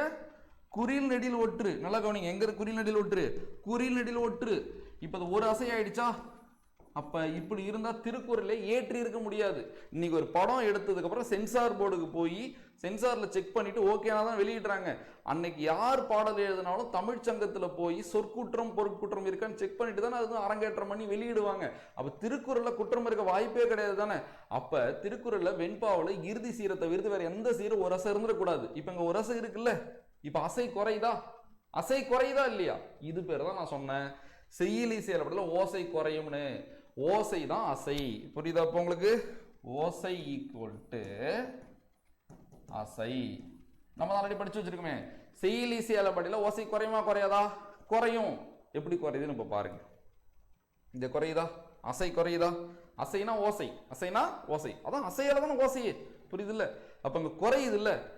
செய்யுளில் ஓசை குறையும் பொழுது அதை நிறைவு செய்ய, நிறைவு செய்யணும் என்னது? அதிகரிக்க. உயிர் நெட்டெழுத்துக்கள் ஏழும் நீண்டு ஒலிப்பது செய்யுளி செயலபடை தானே பார்த்தோம் விளக்கம். அப்ப எனக்கு செய்யுள்ள ஓசை குறைஞ்சிருச்சா, இப்ப நான் அதை நிறைவு செய்யணுமா? அதுக்கு என்ன பண்ணும்? உயிர் நெட்டெழுத்து 7ல எது இங்க இருக்கோ அதை நான் நீண்டு இப்ப ஒலிக்க போறேன். பார்க்கலாமா? இப்ப தோ என்பது குறியலா நெடிலா? குறில். அப்ப தோவை நான் பிரிச்சனா எனக்கு இத்து கூட்டல் ஓ தானே கிடைக்குது. இது உயிர் குறில் தானே, உயிர் நெட்டெழுத்து தான் நான் அளபெடுக்குன்னு சொன்னேன். அப்ப அது மெய்யெழுத்து. அப்ப எனக்கு தேவையான எழுத்துங்க எது? ழா. ழாவை எப்படி பிரிக்கலாம்? இழு கூட்டல் ஆண் பிரிக்கலாமா? உயிர் நெட்டெழுத்து எங்க இருக்குன்னு தெரியுதா? அந்த தொழாரை மட்டும் தனியா எடுத்து பண்ணலாமா? கவனிங்க. அப்ப தொழார் இப்படி இருக்கு, இதுல இருக்கிற நெட்டெழுத்தான் அளபெடுக்க போகுது. ஏன்னா செய்யுளில் ஓசை குறையும் பொழுது அதை நிறைவு செய்ய உயிர் நெட்டெழுத்துக்கள் ஏழும் நீண்டு ஒலிப்பதான செய்யுளி செயலபடை. இப்ப எப்படி அளபெடுக்குன்னு கிளியரா பாருங்க. இப்ப இந்த ழாவை நான் பிரிக்கிறேன், இழு கூட்டல் ஆ. இந்த ஆ தான் அளபெடுக்க போகுது. இது அளபெடுக்கிறத குறிக்கிறதுக்காக தனக்கு இனமான குறில எழுத்த பக்கத்துல பெற்று வரும். சரியா? அப்ப என்ன போட்டுக்கலாம்? ஆவோட இன எழுத்து எது? ஆவா இர். அவ்வளவுதான் விஷயம். அப்ப உங்களுக்கு நெட்ல போய் பாருங்க, புக்ல போய் பாருங்க, திருக்குறள்ல எந்த வார்த்தை பயன்படுத்தியிருப்பாங்க? இந்த வார்த்தை தான் பயன்படுத்தியிருப்பாங்க. இந்த வார்த்தையை பயன்படுத்தியிருக்க மாட்டாங்க. சரியான வார்த்தை இதுதான். இந்த தொழார் தான் இப்படி தொழார்னு மாறுது. ஏன் மாறுது, எப்படி மாறுது, என்ன லிங்க்னு இப்ப புரியுதா உங்களுக்கு? ஸோ அங்கே மாத்திடலாமா? மாத்திட்டு நான் உங்களுக்கு புரிய வைக்கிறேன். கீழே எழுதிடுறேன், நான் புரிய வைக்கிறேன். ஸோ இப்போ தொழார். இப்போ இந்த இடத்துல நீங்க நல்லா கவனிக்கணும். இந்த இடம் தான் முக்கியம். இந்த ஆ எனக்கு எதை இண்டிகேட் பண்ணுது? அந்த ஆ குறில் எனக்கு எதை இண்டிகேட் பண்ணுதுன்னா, அது தனக்கு முன்னாடி இருக்கிற தனக்கு இனமான நெடிலான ஆ அளபெடுக்குதுன்றதை குறிக்கிறதுக்காக தான் தன்னோட இனமான குறில் அடுத்தது வருது. ஸோ இதுதான் அது உங்களுக்கு விளக்கி சொல்ற விஷயம். அப்ப இப்ப நான் தொழார் இருக்கு, இப்ப நான் சொன்னதை செக் பண்ணி பார்க்கலாமா? ஈரசை சீரா நேர்ல முடியுதா? அடுத்தது நிறை கண்டிப்பா வரும். செக் பண்ணுங்க பார்க்கலாம். குறிலா நெடிலா? ஸோ குறில் நெடில் அசை பிரிக்கலாமா? எங்க இருக்கு? குறிலா நெடில் அசை பிரிக்கலாமா? என்ன அசை? நிறை அசை. அப்ப இது அசை பிரிச்சா என்ன கிடைச்சிச்சு? நிறை கிடைச்சிருச்சா? நான் சொன்னா திருக்குறள்ல ஒரு ஈரசை சீரா இருந்து நேர அடுத்து நிறை தானே வரணும், வந்துருச்சு பாருங்க. இதுதான். அப்ப எனக்கு அசை குறைஞ்சுதா? அதை சரி செய்யறதுக்கு உயிர் நெட்டு எழுத்துல ஒரு நெட்டு எழுத்து அளபெடுத்துச்சா? எனக்கு இப்ப ஓசை சமமாயிடுச்சா? ஸோ இதுதான் செய்யுளிசை அளபடை. ஏன் இப்ப பேர் செய்யுளிசை அளபடைன்னு வச்சாங்கன்னா, செய்யுளில் குறையும் ஓசையை சரி செய்வதால் தான் இது செய்யுளிசை அளபடை என்று அழைக்கப்பட்டது. இப்போ நான் அந்த விளக்கத்தை சொல்லி உங்களுக்கு எல்லாத்தையும் என்னால் புரிய வைக்க முடியும். அப்ப செய்யுளிசை அளபடையில் ஓசை குறையும் சொன்னால, எப்படி ஓசை குறைஞ்சதா? செயலில் ஓசை குறையும் பொழுது அதை நிறைவு செய்ய உயிர் நெட்டு எழுத்துக்கள் எழும் நீண்டு ஒலிக்குன்னு சொன்னால, உயிர் நெட்டு எழுத்து நீண்டு ஒலிச்சுதா? சரி, இது ஏன் இசை நிறை அளபடை? இப்போ புரியும் பாருங்க. நான் தான் சொன்னேன்ல, இன்னிசை அளபடையிலும் ஓசை குறையாது, சொல்லீசை அளபடையிலும் ஓசை குறையாது. எதுல மட்டும்தான் ஓசை குறையும்? செய்யுளிசை அளபடையில மட்டும்தான் ஓசை குறையும். பேரு என்னது? இசை நிறை அளபடை. இசை நிறை. நிறை என்னது? நான் சொன்ன அதிகரிக்கிறது. எங்க குறையுதோ அங்கதான் அதிகரிக்க முடியும். ஒரு குடம் முழுக்க தண்ணி இருந்தா அது எப்படி நிறைக்க முடியும்? காலியா இருக்கிற குடத்தை தான் நிறைக்க முடியும். அப்ப குறையும் இசையை நிறைவு செய்வதால் இது இசை நிறை அளபடை என்று அழைக்கப்படுகிறது. அப்ப இசை நிறை அளபடைனா நீங்க இன்னிசை அளபடைனா சொல்லவே கூடாது. இதுதான் செய்யுளிசை அளபடை தான் இசை நிறை அளபடை. இதுக்கு இன்னும் 2-3 விளக்கம் வச்சிருக்கேன், அது பிடிஎஃப்ல பாத்துக்கலாம். இந்த இடத்துல இது போதும். அப்ப செய்யுளிசை அளபடையில சொன்ன ஒரு பாயிண்ட்டுக்கும் விளக்கம் சொல்லியிருக்கேன். ஓசை குறையிறது எப்படின்னு சொன்னேன், உயிர் நெட்டு எழுத்து ஏடு எப்படி அளபெடுக்குன்னு சொன்னேன். அடுத்தது பாத்தீங்கன்னா இன்னொரு விஷயம் சொல்றேன். ஏன் 2 அசை? இதுக்கு ஷார்ட்கட் பார்த்தோம்ல, செய்யுளிசை அளபடை ஈரசை கொண்ட சீராக அமையும். நம்ம ஏன் பார்த்தோம்? ஏன் இப்ப புரியுதா உங்களுக்கு? ஏன்னா அது ஒரு அசை இருக்கு, ஒரு அசை தானே இருந்துச்சு. இப்ப எனக்கு தொழார் எத்தனை அசை இருந்துச்சு? ஒரு அசை தானே இருந்துச்சு. இது ஒரு அசை தானே இருந்துச்சு.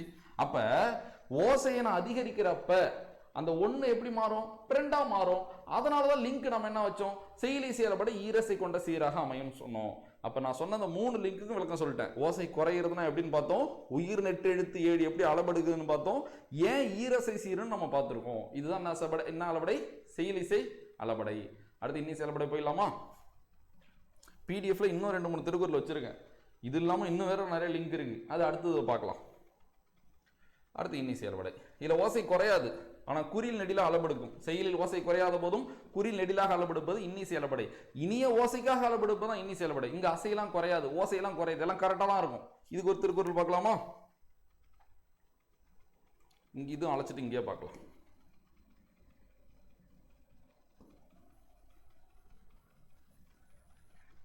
கவனிங்க.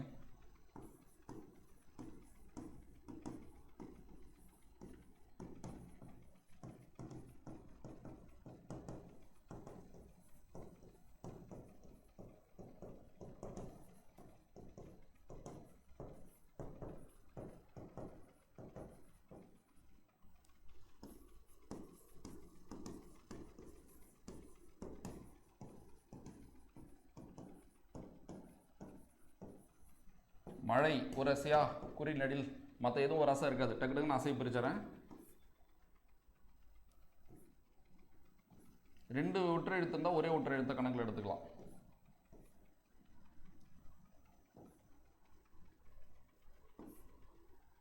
அவ்வளோதான், அசை பிரிச்சுட்டேன். இப்போ ஈரசையா, இங்கே எனக்கு என்ன இருக்குது கடைசியில் பாருங்க. ஸோ இரு குறியில் ஒற்று, அப்படின்னா அது நிறையா. ஸோ இப்போ இங்கே என்ன வந்துருச்சு, நேர் வந்துருச்சா. கடைசியில் பாருங்கள், மூவசையாக இருந்தாலும் நேரில் தானே முடியும்னு சொன்னேன். நேரில் முடியுதா?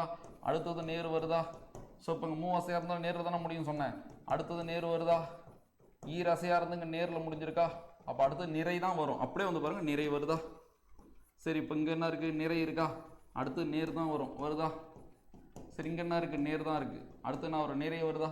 ஸோ தானே சொன்னேன், ஓசை குறையிலையே. எனக்கு எங்கேயாச்சும் அசை குறைஞ்சிச்சு? குறையில. இதுதான் செய்யுளில் ஓசை குறையாத போதும், எனக்கு எதுவுமே குறையல, எல்லாம் கரெக்டாக தான் இருக்கு. குறையாத போதும் எனக்கு இப்போ இனிய ஓசை தேவைப்படுது. அதுக்காக புலவர் என்ன பண்றாரு, குறியில நெடிலா அளபெடுக்கிறாரு. குறியில எப்படி அளபெடுக்கிறாரு, நெடிலா அளபெடுக்கிறாரு. இதுதான் என்ன அளபடை, இன்னிசை அளபடை. எப்படி குறியில நெடிலா அளபெடுக்கிறாங்கன்னு பார்க்கலாமா? கவனிக்கிறீங்களா? இப்ப கெடுப்பதும் இருக்கா, தனியா எடுத்துக்கலாம். மறுபடியும் அந்த வார்த்தையை இங்க எடுத்துக்கலாம். கெடுப்பதும், இதுல இருக்கிற தூ, இந்த தூ குறியில அவர் எப்படி மாத்துறாரு, தூ நெடிலா மாத்துறாரு. அப்ப அதுக்குள்ள இருக்கிற உயிர் எடுத்து தானே மாத்துறாரு. ஏன்னா தூக்குள்ளி இத்து தான், தூக்குள்ளி இத்து தான். ஆனா இந்த தூக்குள்ள ஊ, அந்த தூக்குள்ள ஊ. அப்ப இங்க எது அளவெடுக்குது, உயிர் நெட்டு எடுத்து தான் அளவெடுக்குது. சரி, உயிர் எழுத்து தான் அளவெடுக்குது. இதுல ஒரு லிங்க் இருக்கு, பேரே உயிர் அளபடை. என்ன அளபடை, உயிர் அளபடை. இந்த செய்யுளிசை அளபடை, இந்த இன்னிசை அளபடை, இந்த சொல்லிசை அளபடை, இந்த மூணுலையுமே உயிர் எழுத்துக்களை தான் அளபடுத்திட்டு இருக்கோம். அதனால இது வந்து உயிர் அளபடைன்னு வச்சிருக்காரு. சரியா? சோ இங்க குறில் எப்படி நெடிலா அளபடுக்குதுன்னு பாருங்க. சரியா? உயிர் எழுத்து தான் அளபடுக்கும். கவனிக்கிறீங்களா? கிளியரா கவனிங்க. சோ இப்ப தூ, இத்து கூட்டல் ஊ. இந்த ஊ எனக்கு ஊவா மாறுது. சரியா? குறில் நெடிலா மாறுது. அப்ப இத்து பிளஸ் ஊ நான் போட்டுக்கிறேன். அப்ப என்ன கிடைச்சிரும், தூ கிடைச்சிருமா? அப்ப கெடுப்பதும்ன்றத எப்படி மாத்திக்க போறேன், கெடுப்பதும்னு மாத்திட்டா. சரி, கெடுப்பதும்னு மாத்திட்டேன். இந்த தூ அளபெடுத்து தான் இருக்குன்றத குறிக்கிறதுக்கு அதற்கு இனமான குறில எழுத்து பின்னாடி வரும்ல, அதையும் நான் சேர்த்துக்க போறேன். அப்ப அதை நான் எப்படி மாத்திரம் பாருங்க. அடுத்த லேயர், இது ஃபர்ஸ்ட், இது செகண்ட், இப்ப தேர்ட். பாருங்களேன், கெடுப்பது. அப்ப தூ இத்து கூட்டல் ஊ, இந்த தான் அளபெடுத்திருக்கு. இது அளபெடுத்ததை குறிக்கிறதுக்கு தனக்கு இனமான குறில எடுத்து பின்னாடி வச்சிரும். அப்ப இந்த இடம் தான் முக்கியம். அப்ப இதுக்குள்ள இருக்கிற ஊ அளபெடுத்ததை குறிக்கிறதுக்கு தான் இங்க என்ன வந்திருக்கு, அதற்கு இனமான குறில் வந்திருக்கு. அப்ப உங்களுக்கு திருக்குறள் என்ன பயன்படுத்திருப்பாங்க, இதெல்லாம் பயன்படுத்திருப்பாங்க. இது எப்படி பயன்படுத்துறாங்க உங்களுக்கு தெரியுதா? சோ அப்ப இந்த இடத்துல மாத்திக்கலாமா? சோ கெடுப்பதும் எடுப்பதும் அப்படி வரவே கூடாது. எப்படி வரணும், கெடுப்பதும் எடுப்பதும். ஓகேவா? இப்ப அசை பிரிச்சாலும் நம்மளுக்கு ஒன்றும் பிரச்சனையா வராது. இப்போ உங்களுக்கு ஒரு புரிதல் வரும் பாருங்க. இதுக்கு முன்னாடி நான் அசை பிரிச்சேன், கெடுப்பதும் எப்படி பிரிச்சேன், இப்படி பிரிச்சுன்னா அப்ப எத்தனை அசை இருந்துச்சு, 2 அசை. இப்ப நான் பிரிக்கிறேன்னா எத்தனை அசை, 3 அசை. இப்ப புரியுதா? நான் லிங்க் சொன்னேன்ல, இன்னிசை அளபடை மூவசை கொண்ட சீராகமே. அப்ப குருட்டுத்தனமா மனப்பாடம் பண்ண தேவையில்ல. ஏன்னா ஆல்ரெடி இது 2 அசை கரெக்டா தான் இருக்கு. ஏன்னா திருக்குறள் என்ன கான்செப்ட், இறுதி சீர் மட்டும் தான் ஒரு அசை, மற்ற சீர்ல 2 அசையும் இருக்கலாம், இல்ல மேக்ஸிமம் 3 அசையும் இருக்கலாம். அப்ப எனக்கு 2 அசை கரெக்டா தான் இருந்திருக்கு. நான் குறியில நெடிலா மாத்தும் போது 2 அசை 3 அசை தானே மாறப்போகுது. அதனாலதான் இன்னிசை அளபடை மூவசை சீராக அமையும் நான் சொன்னேன். அப்ப செய்யுளி செயல்பட ஈரசை கொண்ட சீருன்றதுக்கும் விளக்கம் சொல்லியாச்சு. ஸோ இது மூவசை சீருன்றதுக்கும் விளக்கம் சொல்லியாச்சு. அதுல ஓசை குறையிறதுனா என்னன்னு பார்த்தோம், இதுல ஓசை குறையாம இருக்கிறது என்னன்னு பார்த்தோம். அதுல உயிர் நெட்டெழுத்து எப்படி அளபடுத்துச்சுன்னு பார்த்தோம், இதுல குறில் எப்படி நெடில அளபடுத்துச்சுன்னு பார்த்தோம். அப்ப எல்லாத்துக்கும் ஒரு ரீசன் இருக்கு பாருங்க. ஸோ இன்னி செயல்பட ரிவிஷன் பண்ணிடலாமா? ஸோ இன்னி செயல்பட பொறுத்தவரை பார்த்தீங்கன்னா செய்யுள்ள ஓசை என்ன பண்ணாது, குறையாது. இந்த திருக்குறள்ல ஃபர்ஸ்ட் ஓசை குறையல, குறில் தான் எப்படி அளபடுத்துச்சு, நெடிலா அளபடுத்துச்சு. ஸோ அப்ப எத்தனை ஆசை, 3 ஆசை. இதுதான் அளபடை, இன்னிசை அளபடை. ஸோ அடுத்து சொல்லி செயல்படை போயிடலாமா? அடுத்து சொல்லி செயல்படை பாருங்களேன். இது ஓசை குறையாது. பெயர் சொல் எப்படி மாறும், வினையச்சமா மாறும். பெயர் சொல் எப்படி மாறும், வினையச்சமா மாறும். கவனிக்கிறீங்களா? பெயர் சொல்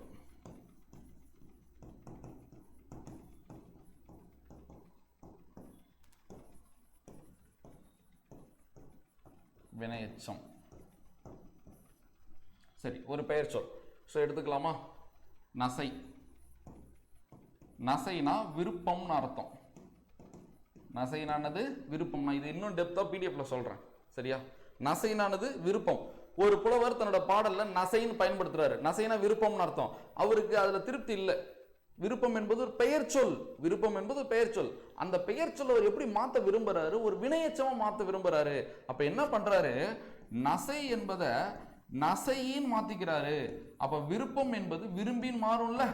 இப்போ உங்களுக்கு தெரியும், வினையச்ச விகுதி தானே ஈ. சொல்லீசை அளபடை ஈல முடியும். நம்ம குருட்டுதனமா படிக்கல. பெயர் சொல் வினையச்சமா மாறுது.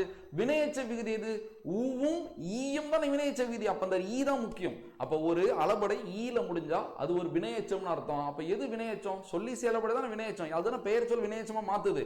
அதுதான் நசை என்பது விரும்பின்ற பொருள். விரும்பி சென்றான் சொல்லலாம்ல. அப்ப விரும்பி சென்றான் என்பது விரும்பி என்பது ஒரு எச்சம் தானே. அப்ப எப்படி பெயர் சொல் எப்படி வினையச்சமா மாறுதுன்னு பாருங்க. சரியா? சோ இப்ப இங்க எப்படி ஈல முடியுது, இதுக்கு ரீசன் என்னது? சோ அப்ப ஈ என்பது ஒரு வினையச்ச விகுதி. அப்ப செய்யுளி செயல்படை, இன்னி செயல்படை, சொல்லி செயல்படை. செய்யுளி செயல்படையில ஓசை குறையும், இன்னி செயல்படையில ஓசை குறையாது, சொல்லி செயல்படையில ஓசை குறையாது. செய்யுளி செயல்படையில உயிர் நெட்டெழுத்துக்கள் 7 அளபெடுக்கும். ஸோ இன்னி செயல்படையில் பார்த்தீங்கன்னா குறில் நெடிலா அளபெடுக்கும். சொல்லி செயல்படையில் பார்த்தீங்கன்னா பெயர் சொல் வினையச்சமா அளபெடுக்கும். அதுல 2 அசை இருக்கணும், இதுல 3 அசை இருக்கணும், இதுல ஈ என்ற எழுத்து இருக்கணும். இதுக்கு தான் நம்ம இவ்வளவு நேரமா விளக்கம் பார்த்துருக்கோம். அப்போ திருக்குறள்ல 2 அசை இருக்காம 1 அசை இருந்தால் அது ஓசை குறையுதுன்னு அர்த்தம். அந்த இடத்துல உயிர் நெட்டு எழுத்து அளபெடுத்து எப்படி சரி பண்ணுச்சுன்னு பார்த்தோம். அப்போ 1 அசையா இருக்கிறது 2 அசையா மாறுது இல்லை. அதனால தான் அது செய்யுளி செயல்பட 2 அசை. அடுத்து இன்னி செயல்படல ஓசையே குறையாது எப்படின்னு பார்த்தோம். அதனால தான் ஓசை குறையாது. குறையாம இருந்தாலும் இனிய ஓசைக்காக குறில நெடிலா மாத்தினாங்கல்ல. குறில் எப்படி நெடிலா மாறுதுன்னு பார்த்தோம். அப்ப குறையலன்னா 2 இருக்கு. அப்ப அது குறில நெடிலா மாத்தப்போ 2 3 மாறிச்சு. அதனாலதான் இன்னி செயல்படை மூவசை கொண்ட சீர்னு நம்ம சொன்னோம். அடுத்து சொல்லி செயல்படையில பாத்தீங்கன்னா ஒரு பெயர் சொல் வினையச்சமா மாறும். அந்த வினையச்சமா மாறினா வினையச்ச விகுதி தானே ஈ. அதனாலதான் ஈல முடியுதுன்னு நம்ம சொன்னோம். இதுதான் 2வது லேயர். ஸோ இதை தாண்டி இருக்கிற விஷயத்த பிடிஎஃப் நான் டெப்தா சொல்றேன். சரியா? கவனிக்கிறீங்களா?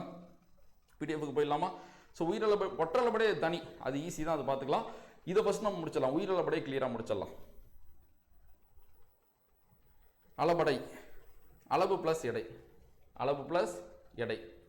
ஸோ அதான் நான் சொன்னது எல்லாமே இதில் இருக்கும், நீங்கள் பிடிஎஃப்ல பார்த்துக்கலாம். அளவு பிளஸ் எடை. அளவுனா அது மாத்திரை, எடைனா நீண்டு ஒழித்தல். தனக்குரிய மாத்திரை அளவிலிருந்து நீண்டு ஒழிப்பது அளபடை எனப்படும். அளபடை 2 வகைப்படும். அது உயிரளபடை, ஒட்டளபடை. ஃபர்ஸ்ட் உயிரளபடை. உயிர் பிளஸ் அளபடை தான் உயிரளபடை. உயிரெழுத்துக்கள் தன் மாத்திரை அளவிலிருந்து நீண்டு ஒழிப்பது உயிரளபடை எனப்படும். உயிரளபடை 3 வகைப்படும். செய்யுளி செயல்படை, இன்னி செயல்படை, சொல்லி செயல்படை. செய்யுளி செயல்படையோட வேறு பேர் என்னது? இசை நிறை அளபடை. நான் சொன்னது எல்லாம் இருக்கும், ஹைலைட் பண்ணி கொடுத்துருக்கேன் பாருங்க. செயலில் ஓசை குறையும் பொழுது, அதான் முக்கியம். எப்படி குறையுதுன்னு பார்த்தோம்ல, அதை நிறைவு செய்யணும் அதிகரிக்க உயிர் நெட்டெழுத்துக்கள் 7 நீண்டு ஒழிப்பது செய்யுளி செயல்படை எனப்படும். குறையும் இசையை நிறைவு செய்வதால் இல்ல நிறைக்க செய்வதால், குறையும் இசையை நிறைக்க செய்வதால், அப்ப தொழார் தொழார் குறையிற இசையான நிறைக்க செஞ்சல்ல, அதுதான் இசை நிறை அளபடை. அப்பதானே இசை நிறை அளபடை. இசையை அதிகரிக்க ஒரு அளபடை தான் இசை நிறை அளபடை. சோ அதுக்கான விளக்கம் தான் இது. குறையும் இசையை நிறைக்க செய்வதால் இது இசை நிறை அளபடை என்று அழைக்கப்படுகிறது. இதுதான் நான் சொல்ல வந்தது. பார்க்கலாமா? இந்த உயிரளபடையில செய்யுளி செயல்படை இருக்குல்ல, இது ஒரு சொல்லோட முதல்லையும் வரும், ஒரு சொல்லோட இடையிலையும் வரும், ஒரு சொல்லோட இறுதியிலையும் வரும். அதுக்கு எடுத்துக்காட்டு நம்ம கொடுத்துருக்கோம் பாருங்க. சொல்லோட முதல்ல வரதுக்கு ஓதல், சொல்லோட இடையில வர்றது பாருங்க. சொல்லோட முதல்ல வந்திருக்கா, சொல்லோட இடையில வந்திருக்கா, அதுக்கப்புறம் இரு இருக்கு பாருங்க. இதுதானே அளபடை. இது சொல்லோட இறுதியில வந்திருக்கா. ஸோ அப்ப உயிரளபடையில் இருக்கிற செய்யுளி செயல்படை ஒரு சொல்லோட முதல்லையும் வரும், ஒரு சொல்லோட இடையிலையும் வரும், ஒரு சொல்லோட இறுதியிலையும் வரும். இதுல இன்னும் கொஞ்சம் எக்ஸ்ட்ரா டேட்டா இருக்கு, நம்ம அடுத்தது பார்க்கலாம். சரி, இங்க எடுத்துக்காட்ட பாருங்களேன். உரார், கெடா, வீடா. நீங்க பிரிச்சு பாருங்க, ரெண்டு ரெண்டு அசை தான் வரும். ரெண்டு அசை இருந்தால் என்னது செய்லி செயல்பட நம்ம சொன்னோம்ல, ரெண்டு ரெண்டு அசை தான் இருக்கும். செய்லி செயல்பட ஈரசை கொண்ட சீராகவே அமையும். இதுக்கு தான் விளக்கம் 3 திருக்குறள். ஆல்ரெடி ஒரு திருக்குறள் நான் எக்ஸ்பிளைன் பண்ணேன், மீதி 2 திருக்குறள் இந்த நான் எக்ஸ்பிளைன் பண்றேன். பாக்குறீங்களா, கவனிக்கலாமா? சரி, ஃபர்ஸ்ட் இந்த திருக்குறள் பார்த்துட்டோம். கற்றதனாலய பயனென்கொள் வாளறிவன் நற்றால் தொழார் என்னும் திருக்குறள் பார்த்துட்டோம். இப்போ இந்த திருக்குறள் பார்க்கலாம். ஓதுதல் வேண்டும் ஒளிமாழும் செய்வினை ஆதும் என்னும் அவர். இந்த திருக்குறளுக்கான விளக்கத்தை பார்க்கலாமா? ஃபர்ஸ்ட் விளக்கத்தை சொல்லிக்கிறேன். ஆதும் இருக்குல்ல, அதை ஃபர்ஸ்ட் நார்மல் ஆக்கிக்கலாம். ஆதும் அவ்வளவுதான். அடுத்து இதை நார்மல் ஆக்கிக்கலாம். ஓதல் இவ்வளவுதான், இப்படிதான் இருக்கணும். சரியா? இப்போ நம்ம அசை பிரிச்சு பார்த்துடலாமா? ஸோ இப்போ ஓதல், ஓ என்னது நெடில். இப்போ சில பேர் டவுட் வரும், சார் ஒரு அசை தானே வரும்னு சொன்னீங்க, இங்கே 2 அசை வருது. இப்போ உங்களுக்கு புரிய வைக்கிறேன், கவனிங்க. ஸோ இப்போ ஓவா இது என்னது, அதை விட்டுருங்க. இங்கே இறுதியில் என்ன இருக்கு, நேர் இருக்கா? கான்செப்ட் என்னது, ஒரு ஈரசை சீர் வந்து நேர் வந்தா அடுத்தது நிறை தான் வரணும். ஆனா இங்க மீறிடுச்சு பாருங்க, இங்கேயும் நேர். இப்ப திருக்குறள் தப்பாயிடுதா? அப்ப எந்த ஒரு திருக்குறளையுமே ஒரு ஈரசை சீர் இருந்து நேர் இருந்து அடுத்தது நேர் வர்றது சாத்தியமே கிடையாது. சரியா? அப்ப இந்த இடத்துல தப்பாவது இல்ல, ஓதல்னு இருந்திருந்தா அது தப்பு. அங்கதான் ஓதல் இல்லையே, ஓதல்னு மாத்தி இருக்காருல்ல, அந்த ரீசன் நான் அடுத்து சொல்றேன். சோ இப்ப என்ன இருக்கு, நேர் இருக்கா, அடுத்தது நிறை. இங்க என்ன இருக்கு, நேர் இருக்கா, இங்கேயும் நேர். ஏன்னா இது மூவசை, புரியுதா உங்களுக்கு? இது மூவசை, அப்ப நேர் தான், நேர் தானே. ஸோ இங்க என்ன இருக்கு, நிறையா. ஸோ இப்போ இங்க அதான் இந்த இடத்துல தான் இடிக்குது. இதை நம்ம சரி பண்ணணும். சரி, ஃபர்ஸ்ட் இதை சரி பண்ணிடலாமா? அப்ப ஆதும் என்னும் அவர்னா என்னன்னா, ஆதும்னா வாழ்க்கையில் உயர நினைக்கின்றவர்னு அர்த்தம். சரியா? வாழ்க்கையில் உயர்ந்த இடத்திற்கு மென்மேலும் வளரும்னு நினைக்கிறவங்க எதை செய்யக்கூடாதுன்னா, ஒளி மாழ்கும். ஒளினானது புகழ், பெருமை. மாழ்கும்னா குறையும். அப்ப புகழை குறைக்கும் வினைகளை ஓதல் வேண்டும், தவிர்க்க வேண்டும். அப்ப வாழ்க்கையில நீங்க உயரணும்னு நினைக்கிறீங்கன்னா, உங்களோட புகழை குறைக்கிற மாதிரி ஒரு வினையை நீங்க செய்யறத தவிர்த்தணும்ன்றதான் அதோட பொருள். அப்ப நீங்க நெட்ல போய் போட்டு பாருங்களேன், ஆதும்னா மென்மேலும் உயர்தல்ன்ற பொருளை தரும். ஓதல்னா தவிர்த்தல்ன்ற ஒரு பொருளும் உண்டு. ஓதலுக்கு பல பொருள் உண்டு, தவிர்த்தல்ன்ற ஒரு பொருள் உண்டு. ஆனா இந்த இடத்துல திருவள்ளுவர் என்ன பண்றாரு, அவருக்கு இங்க அசை பிரச்சனையால ஓதலை ஓதல்னு மாத்துறாரு, ஆதும ஆதும்னு மாத்துறாரு. எதுக்காக மாத்துறாருன்னா, மெயின் ரீசனே என்னன்னா, இங்கேயும் நேர் இருக்கு, இங்கேயும் நேர் இருக்கு. அப்படி வரக்கூடாது. ஒரு ஈரசையா இருந்தா அங்க நேர் இருந்தா அடுத்து நிறை தான் வரணும்.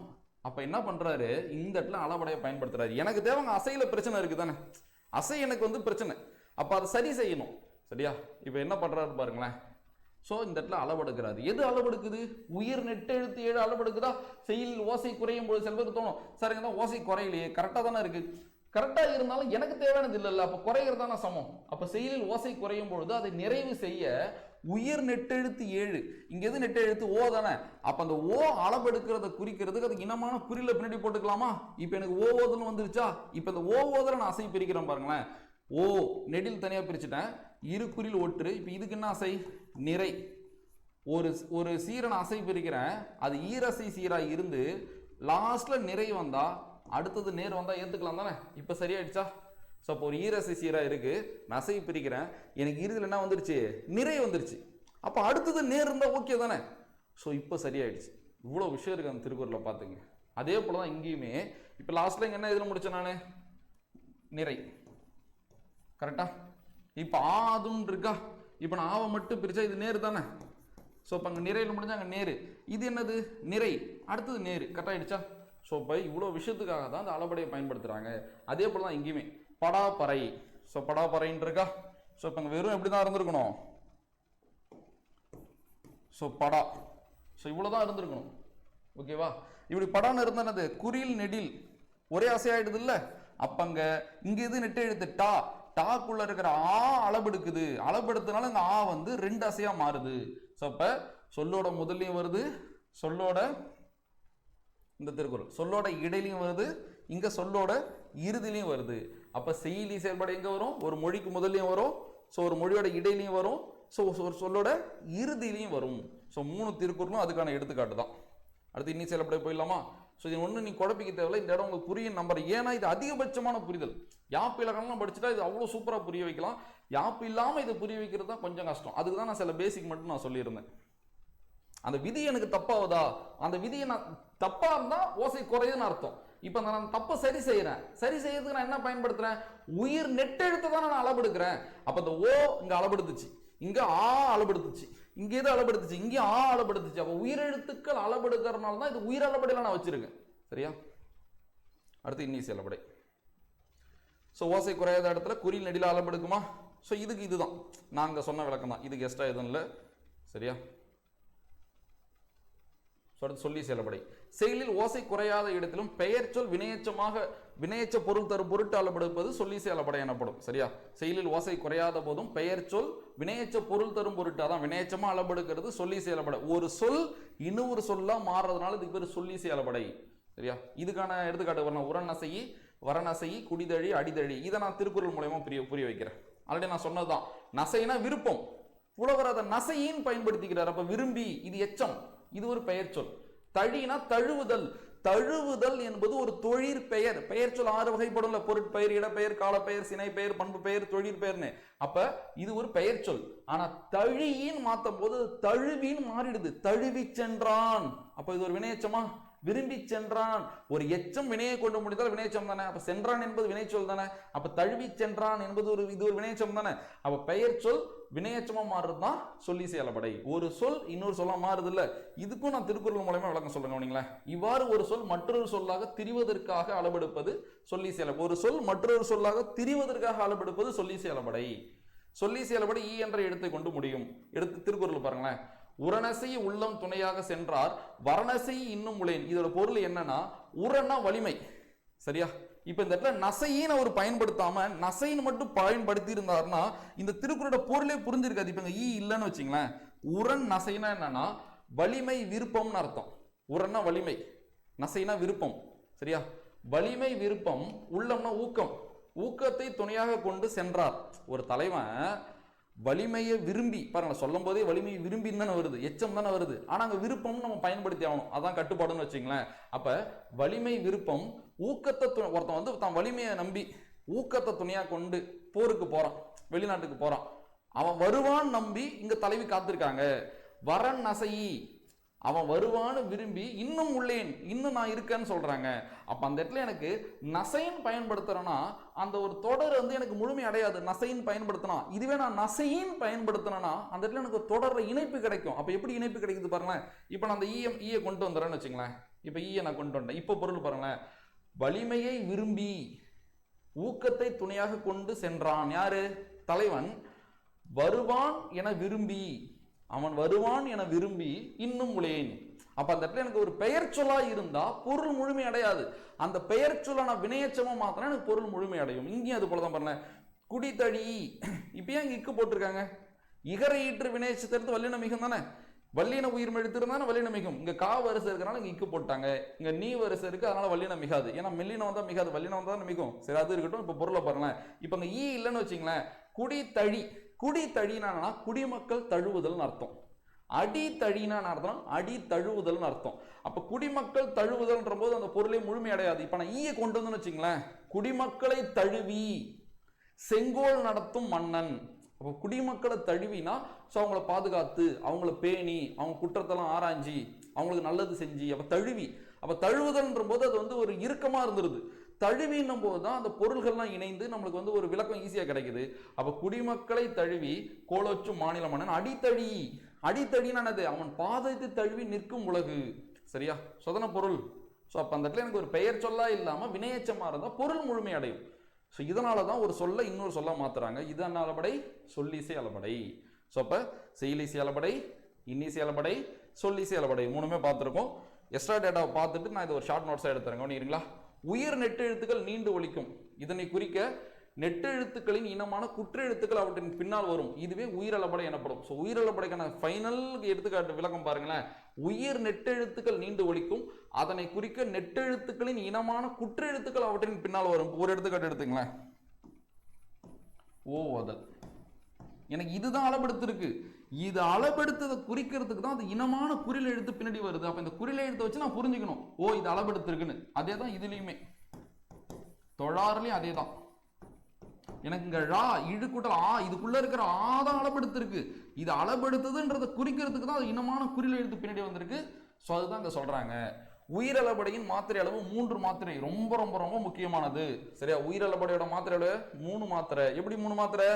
ஓக்கு 2 மாத்திரையா, இந்த ஓவுக்கு ஒரு மாத்திரையா, ஸோ இப்போ உயிரிழப்படை எத்தனை மாத்திரை? 3 மாத்திரை.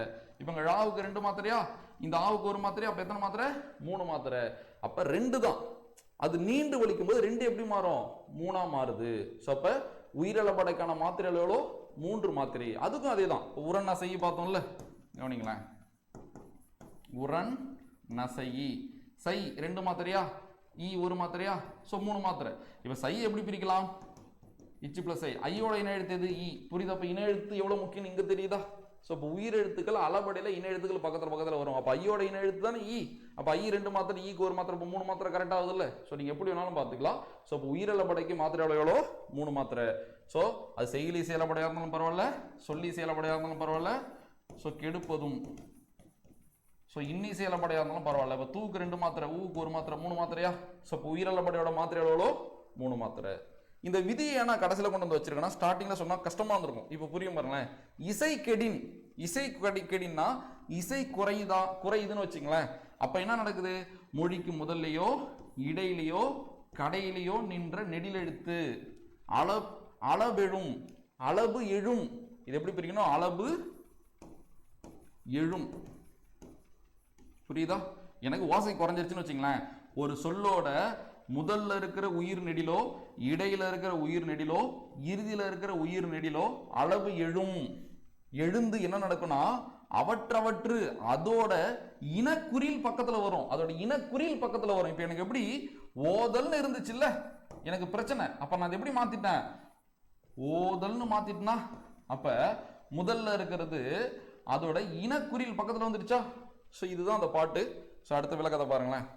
செயலில் ஓசை குறைந்தால் ஓசை குறைந்த அச்சொல்லின், செயலில் ஓசை குறைந்தால் ஓசை குறைந்த அச்சொல்லின் முதல் இடை கடை ஆகிய 3 இடங்களிலும் நின்ற நெட்டெழுத்துக்கள் தன் மாத்திரை அளவை விட அதிகமாக ஒலிக்கும்.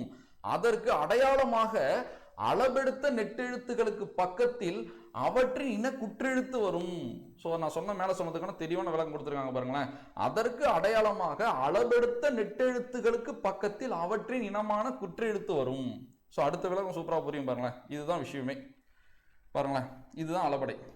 ஸோ ஆ அளபெடுத்த ஆ, ஈ அளபெடுத்த ஈ, ஊ அளபெடுத்த ஊ, ஏ அளபெடுத்த ஏ, ஐ அளபெடுத்த இ, ஓ அளபெடுத்த ஓ, அவு அளபெடுத்த உ.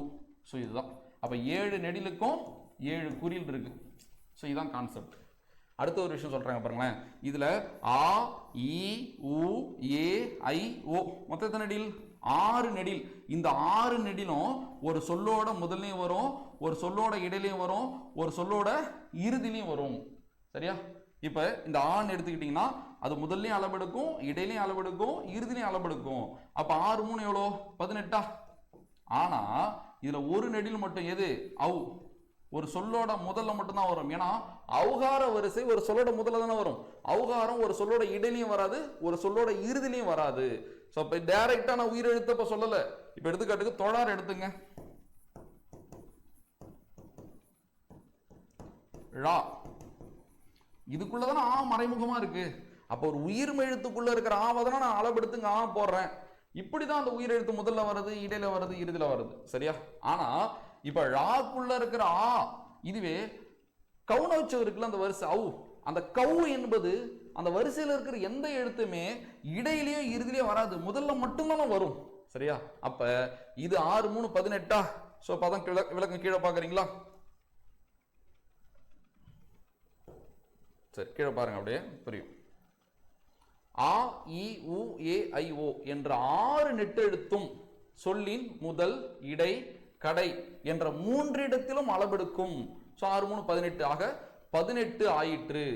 அவு என்ற நெட்டெழுத்து சொல்லின் முதலில் மட்டுமே வரும், ஆதலால் அது முதலில் மட்டுமே அளவெடுக்கும். இந்த ஒன்றையும் சேர்த்து மொத்தம் 19 ஆயிற்று. அப்ப மொத்தம் எத்தனை? 19. அப்ப செய்லீசி அளபடை எத்தனை இடத்துல வரும்? எத்தனை இடத்துல வரும்? 19 இடத்துல வரும். ஏன்னா நெட்டு எழுத்து தான் நம்மளுக்கு அளவெடுக்குது. ஸோ அந்த நெட்டு எழுத்துல 7 நெட்டு எழுத்துல 6 நெட்டு எழுத்து 3 இடத்துலையும் வரும். ஆனா அவு என்ற நெட்டு எழுத்து முதல்ல மட்டும்தான் வரும். ஸோ 18 கூட ஒன்று சேர்த்துங்க 19. அடுத்தது விளக்கம் பாருங்க.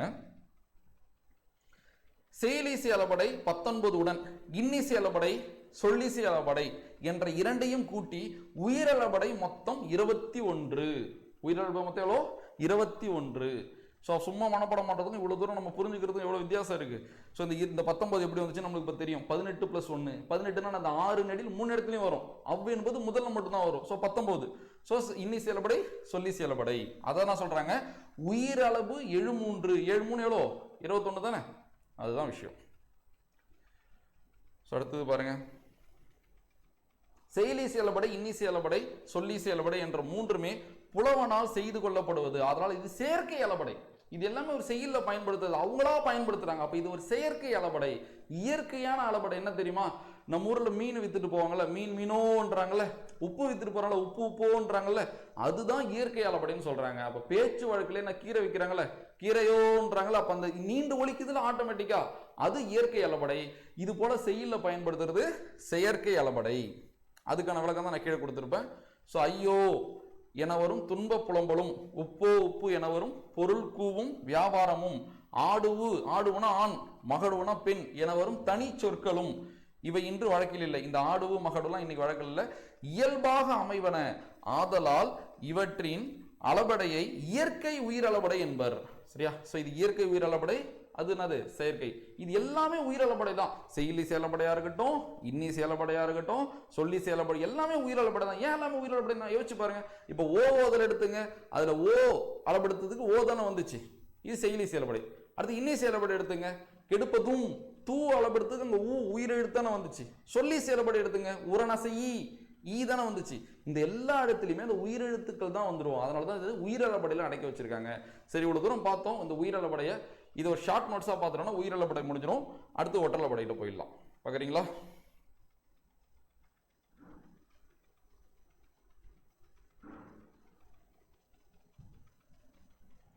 சிம்பிளா நம்ம அப்ப பார்த்தது போல பார்த்தலாம். எதெல்லாம் எக்ஸ்ட்ரா சேர்க்க முடியுமோ அது சேர்க்கும். அளபடை, அதுல உயிரளபடை.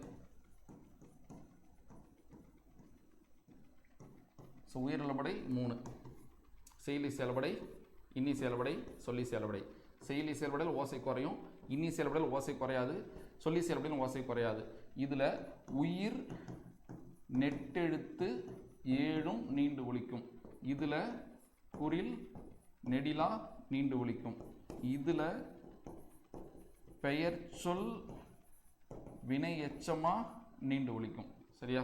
அடுத்து இதுல பார்த்தீங்கன்னா 2 அசை, இதுல பார்த்தீங்கன்னா 3 அசை, இதுல பார்த்தீங்கன்னா ஈ என்ற எழுத்தாலே முடியும். ஸோ இது பார்த்தீங்கன்னா 19 இடத்துல வருது.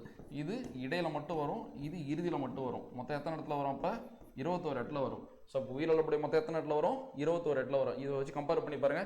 செயலில் ஓசை குறையும் பொழுது அதை நிறைவு செய்ய உயிர் நெட்டெழுத்துக்கள் 7ம் நீண்டு ஒலிப்பது செயலி செயல்படை எனப்படும். செயலி செயல்படை ஈரசை கொண்ட சீராகவே அமையும். செயலில் ஓசை குறையாத போதும் இனிய ஓசைக்காக, செயலில் ஓசை குறையாத போதும் இனிய ஓசைக்காக ஒரு பெயர் சொல் வினையச்சமாக அளபடுப்பது இன்னிசை அளபடை எனப்படும். ஸோ இன்னிசை அளபடை மூவசை கொண்ட சீராக அமையும். சொல்லி செயல்படை செயலில் ஓசை குறையாத போதும் ஒரு பெயர் சொல் வினையச்சமாக அளபடுப்பது சொல்லிசை அளபடை எனப்படும். இது ஈ என்ற எழுத்தை கொண்டு முடியும். இங்க இருக்கிற எல்லாத்துக்கும் நம்ம ஏன் விளக்கம் பார்த்துருக்கோம். ஓசை குறையிறதுனா என்ன, குறையாம இருக்கிறதுனா என்ன, எப்படி உயிர் நெட்டு எழுத்து 7 அளபடுத்துச்சு, எப்படி குறில் நெடில அளபடுத்துச்சு, எப்படி பெயர்ச்சொல் வினையச்சமா அளபடுத்துச்சு, எப்படி 2 அசை ஏன் 3 அசை ஏன் ஈன்னு பார்த்துருக்கோம். சரியா? இதை தாண்டி நம்ம பார்த்தது என்னன்னா, இது 19 இடத்துல வரும், இது ஒரு இடத்துல வரும், இது ஒரு இடத்துல வரும். சில எடுத்துக்காட்டுகளை நம்ம பார்த்துடலாமா?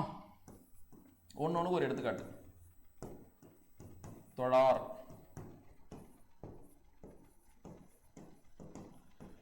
கெடுப்பதும், உரணசை. எல்லா இடத்துலையும் அந்த உயிரெழுத்தை பார்க்க முடியும் உங்களால. உயிரெழுத்தா உயிரெழுத்தா ஸோ உயிரெழுத்தா. இதனாலதான் இது எல்லாமே இதனாலதான் இது எல்லாமே உயிரளபடை. ஆனா இங்க எது அளபடுத்துச்சு? உயிர் நெட்டெழுத்து அளபடுத்துச்சு. இங்க எது அளபடுத்துச்சு? குறில் நெடிலா அளபடுத்துச்சு. இங்க என்ன அளபடுத்துச்சு? ஒரு பெயர் சொல் வினையச்சமா அளபடுத்துச்சு. இப்போ உங்களுக்கு புரியும் நினைக்கிறேன். ஸோ இதுதான் நம்ம ஃபைனலா இவ்வளவு தூரம் பார்த்தது. ஓகேவா? ஸோ பிடிஎஃப்பும் இருக்கும், நீங்க டீட்டெயிலாக படிச்சுக்கலாம். ஸோ அடுத்து ஒற்றளபடை போயிடலாமா? சரி, ஒற்றளபடை அப்படியே ஒயிட் போர்டில் சொல்லிட்டு அடுத்து பிடிஎஃப்ல பார்த்துக்கலாம். ஒற்றளபடை அது இந்த அளவு கஷ்டமா இருக்காது, ரொம்ப சிம்பிளா இருக்கும். ஒற்றளபடை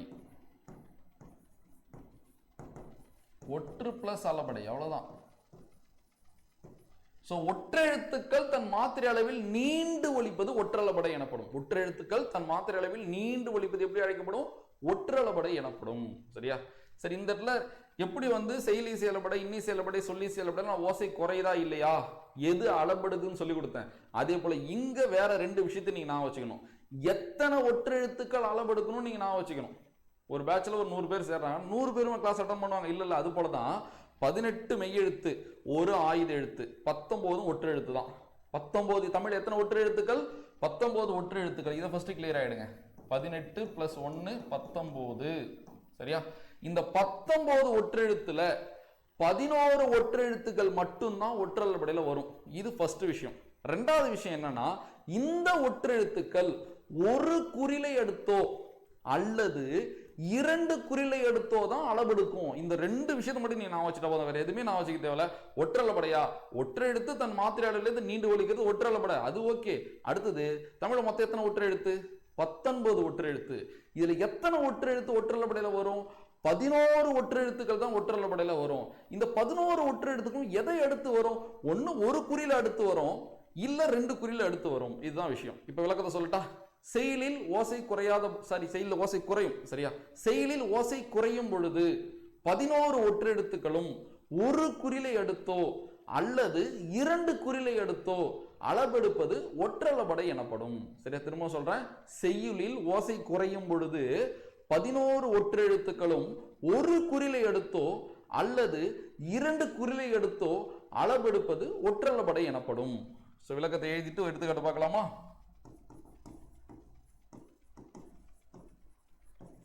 செய்யுளில் ஓசை குறையும் பொழுது 11 ஒற்றெழுத்துக்களும் ஒரு குறிலை அடுத்தோ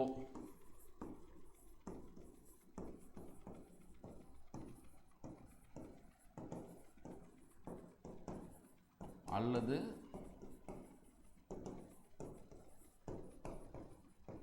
2 குறிலை அடுத்தோ அளபெடுப்பது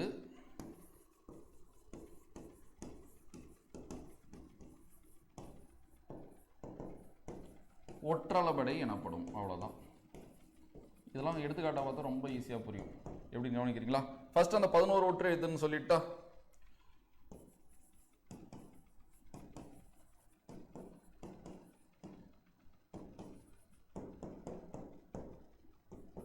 ஆறு மெல்லினம். சரியா? அப்போ ஒற்றளபடையில 6 மெல்லினமும் வரும். அடுத்தது இடையினம். இடையினத்துல பாத்தீங்கன்னா 4 ஆயுத எழுத்து 1. அப்போ 11 வந்துருச்சா? 6 + 4 + 1 11 வந்துருச்சா? அப்போ பாருங்க, மெல்லினம் 6, இடையினம் 4, ஆயுத எழுத்து 1. இந்த 11 மட்டும்தான் ஒற்றை எழுத்துல இருக்கணும், ஒற்றளபடையில இருக்கணும். புரியுதா? அப்ப எது 8 வராது? வல்லினம் 6 வராது, இடையினத்துல இரு இழு வராது. இந்த 8 தவிர்த்து மீதி 11 ஒற்றை எழுத்துக்கள் மட்டும்தான் ஒற்றளபடையில வரணும். அது ஒரு குறியில எடுத்தோ அல்லது 2 குறியில எடுத்தோ வரணும். அது எப்படி ஒரு குறியில எடுத்தோ 2 குறியில எடுத்தோ நினைக்கிறீங்களா? இப்படி இருக்கலாம். கம்பனும் இருக்கா? சோ இப்ப ஒரு குறியில எடுத்து இருக்கா? அடுத்து பாருங்களேன், களம். ஸோ 2 குறியில எடுத்து இருக்கா? ஸோ அப்போ நீங்கள் எப்படி செக் பண்ணணும்னா, ரெண்டே விஷயத்தை மட்டும் நீங்கள் கவனிச்சா போதும். இப்போ உங்களுக்கு வந்து எக்ஸாம் போறீங்க, 4 எடுத்துக்காட்டு கொடுத்துட்றான், 4 சொற்கள் கொடுத்துட்றான், வேறுபட்டதை தேர்க. 4 ஒற்றளபட போலவே இருக்கு, ஆனால் ஒன்று மட்டும் அதில் ஒற்றளபட இல்லை. எப்படி கண்டுபிடிக்கிறது? ஃபர்ஸ்ட் நீங்கள் செய்ய வேண்டிய வேலை, 4 சொல்லிலையுமே ஒற்றெழுத்துக்கள் டபுளா இருக்கான்னு பார்க்கணும், 2 வாட்டியா இருக்கான்னு பார்க்கணும். ஒரே ஒற்றை எழுத்து 2 வாட்டி இருந்தாதான் அது பேர் ஒற்றளபடை. சரி, ஓகே, 4த்துலயும் ஒற்றை எழுத்து டபுளா தான் இருக்கு.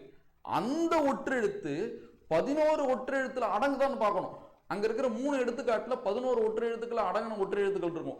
ஏதோ ஒரு சொல்ல மட்டும் ஒரு வல்லின மெய் 2 வாட்டி இருக்கும், இல்ல இரு ஈழு 2 வாட்டி இருக்கும். அப்படி இருந்தா தப்பு, அது ஒற்றளபடை கிடையாது. ஏன்னா வல்லின மெய்யும் இரு ஈழு தான் ஒற்றளபடையிலே வராது. அப்படி இருந்தா தூக்கிடலாம். அப்படியும் இல்ல, 4 எடுத்துக்காட்டிலுமே இந்த 11 ஒற்றை எழுத்துக்கள் தான் 2 வாட்டி இருக்குன்னா எங்க பாப்பு வச்சிருப்பாங்க? ஃப்ரண்ட்ல ஒரு குறியில் இருக்கணும், இல்ல 2 குறியில் இருக்கணும். ஒருவேளை நெடில் இருந்துட்டா அது ஒற்றளபடை கிடையாது. ஒருவேளை 3 குறில் இருந்துட்டா அது ஒற்றெழுப்படை கிடையாது. அப்ப எனக்கு தேவை உள்ள இருக்கிற ஒற்றெழுத்து 11 ஒற்றெழுத்துல ஒரு ஒற்றெழுத்தா தான் இருக்கணும், அது 2 வாட்டி இருக்கணும், ஃப்ரண்ட்ல ஒரு குறில் இருக்கணும் இல்ல 2 குறில் இருக்கணும். இதுதான் ஒற்றெழுப்படை, இதுக்கு மேல எதுவுமே கிடையாது. சரியா? ஒற்றெழுப்படை எத்தனை இடத்துல வரும்னா 42 இடத்துல வரும். எத்தனை இடத்துல வரும்? 42. எப்படி 42 ஒன்றும் புரியலன்னு நீங்க கேட்டீங்கன்னா அது நான் புரிய வைக்கிறேன். கவனிக்கிறீங்களா? கவனிங்க. ஒற்றெழுத்துனா என்னது? மெய்யெழுத்து எடுத்துக்கலாமா? சரி, ஒரு மெய்யெழுத்து ஒரு சொல்லோட முதல்ல வராது, ஒரு சொல்லோட இடையிலையும் வரும், ஒரு சொல்லோட இறுதிலையும் வரும். அடுத்து ஆயுத எழுத்து மட்டும் தனியாக எடுத்துக்கலாம். ஆயுத எழுத்து முதல்லையும் வராது, இறுதிலையும் வராது, இடையில மட்டும் தான் வரும். நம்மளுக்கு மெய்யெழுத்துல 10 இருக்கு, ஆயுத எழுத்துல 1 இருக்கு. கிளியரா கவனிங்க, புரிய வைக்கிற. மெய்யெழுத்துல 10 இருக்கு, என்னது? மெல்லின 6 இருக்கு, இடையின 4 இருக்கு, ஆயுத எழுத்து தனியா இருக்கு. இப்ப நான் என்ன சொன்னேன்? இடையிலையும் வரும் கடையிலையும் வரும்னு சொன்னா, ஒரு குறியில அடுத்து வரும் 2 குறியில அடுத்து வரும்னு சொன்னா, அப்ப ஒரு மெய்யெழுத்துக்கும் என்னால 4 வடிவம் ஃபார்ம் பண்ண முடியும். ஒரு மெய்யெழுத்துக்கு என்னால எத்தனை வடிவம் ஃபார்ம் பண்ண முடியும்? 4 வடிவம் ஃபார்ம் பண்ண முடியும். எப்படி ஃபார்ம் பண்ண முடியும்னு பாக்குறீங்களா? இது அப்படியே இருக்கட்டும். கவனிங்க. 1 பாருங்க, ஒரு தனி குறில் சரியா இடையில வந்திருக்கு. அடுத்தது பாருங்க,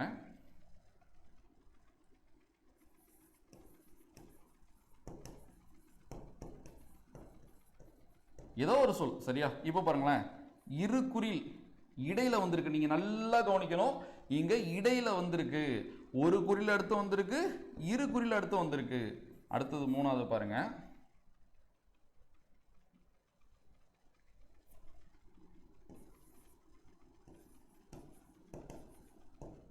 சோ இப்ப இங்க இரு குறில் அடுத்து வந்திருக்கு, ஆனா எங்க இருக்கு? இறுதியில இருக்கு. எங்க இருக்கு? இறுதியில இருக்கு. அடுத்தது பாருங்க, அடுத்து ஒரு குறிலுக்கு எடுத்துக்கிட்டு பார்க்கலாமா?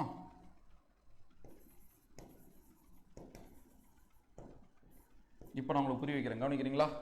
ஸோ இங்க ஒரு குறில், இங்க 2 குறில். ஸோ இங்க ஒரு குறில், இங்க 2 குறில், இங்க இடையில இருக்கு, இங்க இறுதியில இருக்கு. ஸோ இது ரெண்டுலையும் எங்க இருக்கு? இடையில இருக்கு. இது ரெண்டு எது? இடை. மெய் எடுத்து இடையில இருக்கு பாருங்க, அதாவது நம்மளோட ஒற்றலபடை இடையில இருக்கு பாருங்க. இது ரெண்டுலையும் பாருங்களேன், இது ரெண்டுலையும் பாருங்க, நம்மளோட ஒற்றலபடை இறுதியில இருக்கா? அப்ப இடையில இருக்கு, இறுதியில இருக்கு. சரி, ரெண்டுன்னு வச்சுங்க. அதுல என்ன வேறுபாடு? ஒரு குறியில அடுத்து இருக்கு, 2 குறியில அடுத்து இருக்கு. இடையில தான் இருக்கு, ஆனா ஒரு குறியில அடுத்து இருக்கு, 2 குறியில அடுத்து இருக்கு. இறுதியில தான் இருக்கு, ஒரு குறியில அடுத்து இருக்கு, 2 குறியில அடுத்து இருக்கு. அப்ப ஒரு இதை வச்சு 4 வகை ஃபார்ம் பண்ணலாமா? அப்ப 10 மெய்க்கு 10 4 40. ஸோ 40. அடுத்தது ஆயுத எழுத்து. ஆயுத எழுத்து ஒரு சொல்லோட இடையில தானே வரும். ஆயுத எழுத்துக்கு நான் ரூலே சொல்லியிருக்கேன், தனி குறியில எடுத்து தான் வரும். ஆயுத எழுத்து எதை எடுத்து வரும்? தனி குறியில எடுத்து தான் வரும். பட் இருந்தாலும் நன்னூல்ல என்ன கொடுத்துருக்காங்கன்னா, ஸோ இந்த மாதிரி இடத்துல மட்டும் ஆயுத எழுத்தை 2ஆ இடத்துக்கு சொல்றாங்க. மொத்தம் 42. எப்படி 42னா, ஆயுத எழுத்து இடையில மட்டும் தான் வரும், இறுதியில வராது.